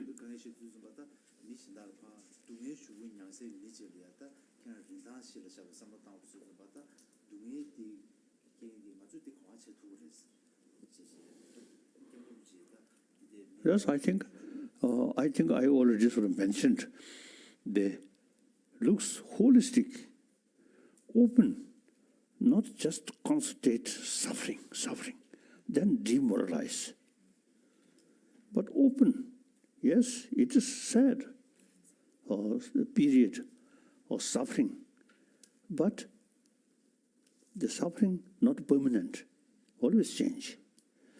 And here, I think the one Nagarjuna's theory, or Buddha's own sort of was the teaching theory.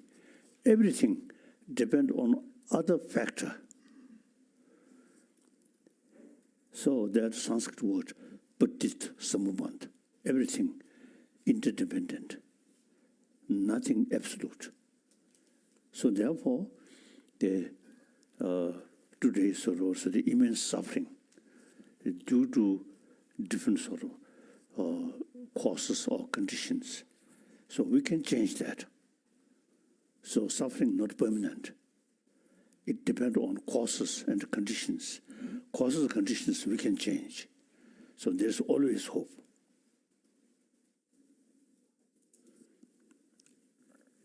I think the nature, when we face some suffering, only look at that anger, then more frustration, hopelessness. When we face some problem, we accept this problem, this suffering, but meantime, look from various sort of angle, more wider perspective. Then you can see possibility of change. So that gives you hope. People when suffer. Only that aspect. Look, that aspect. So now lunch. Your Holiness, this concludes our fourth dialogue with you and the Generation Change Fellows, and we can't thank you enough. You've given us a lot to think about as a global voice and leader for peace, and your advice and wisdom about how to maintain personal resilience, about how to maintain their personal commitment, equal rights, especially I think you've encouraged the women leaders among us. But they are all committed to being leaders. They've each brought their own questions to you, individual questions that represent the specific conflict areas that they live and work in.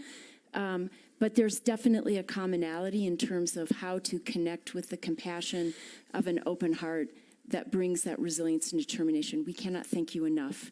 But I'd like to invite my colleagues from the U.S. Institute of Peace to give you a small token of our appreciation for the ongoing partnership that we have with you and your office. I think we should think the time never stands still, always moving.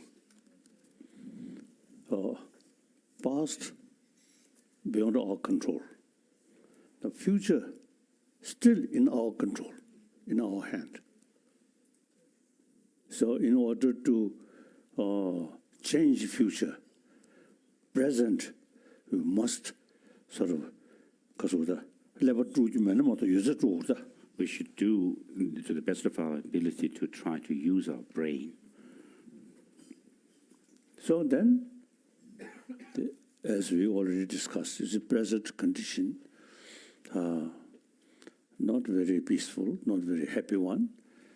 So this, mainly our own creation, then that part, we can change. So you should not think things now already there, now I can't do anything, I can't do it. Not thinking that. We should try to explore, and thinking various sort of ways of what this way, that way. That's the value of human brain. We should not sort of demoralize and remain like that. Should not do that. And then ancient time, small community, more or less isolated. Now today, no longer that kind of situation. So through technology, through and personal contact, you see, now something like 7 billion human beings are one human community. So they all some sort of a certain sort of habit from century old can change. Deeper awareness, more realistic. So I love revolution, change.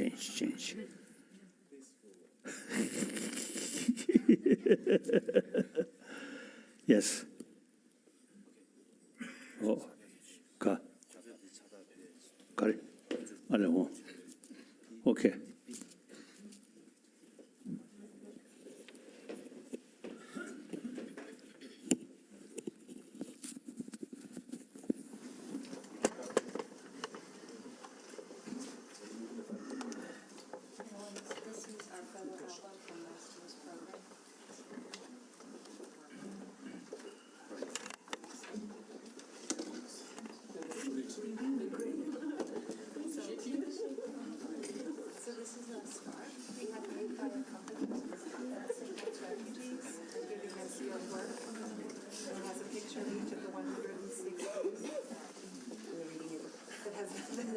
Have met with you behind the hands of the Generation Change.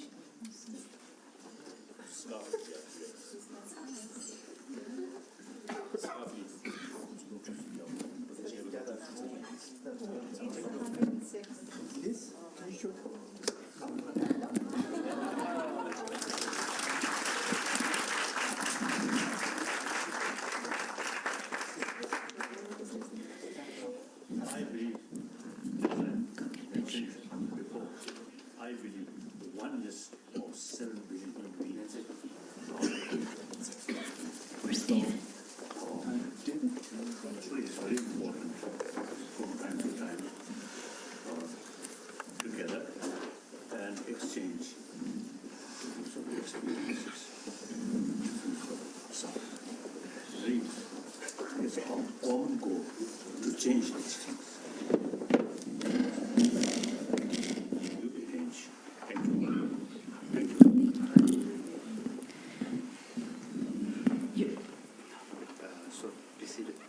Your Holiness, there are so many people who made this possible.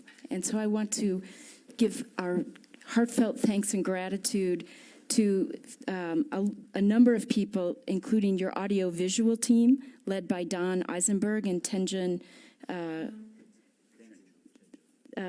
Chojar. We'd like to thank your security team. We'd like to thank the, for the audio-visual team, the security team, your wonderful chefs who have fed us lunch. The Namgyal Monastery for serving us tea and taking care of us. We need to give a huge thanks from the heart for Libby and Calden. They really make this possible for us. I need to once again thank our USIP team of Allison, Ingrid, Liz, Rebecca, David, and Eva. And I also want to thank Annie and Nacho, who have been an important part of our team. And a big, big thanks to the Office of His Holiness, especially for Chimi Ringzin, Tsetin, and Tenzin. And we would like to present them with some small tokens of our appreciation. Chimila, Tenzin, Tsetin.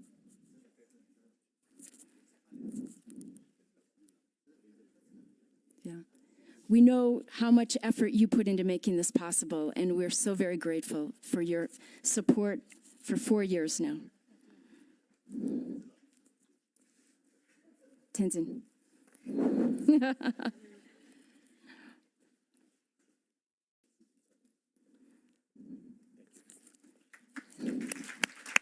and to all of your office.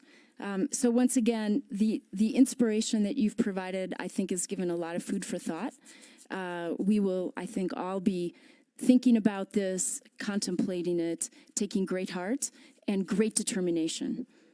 Yeah, thank you.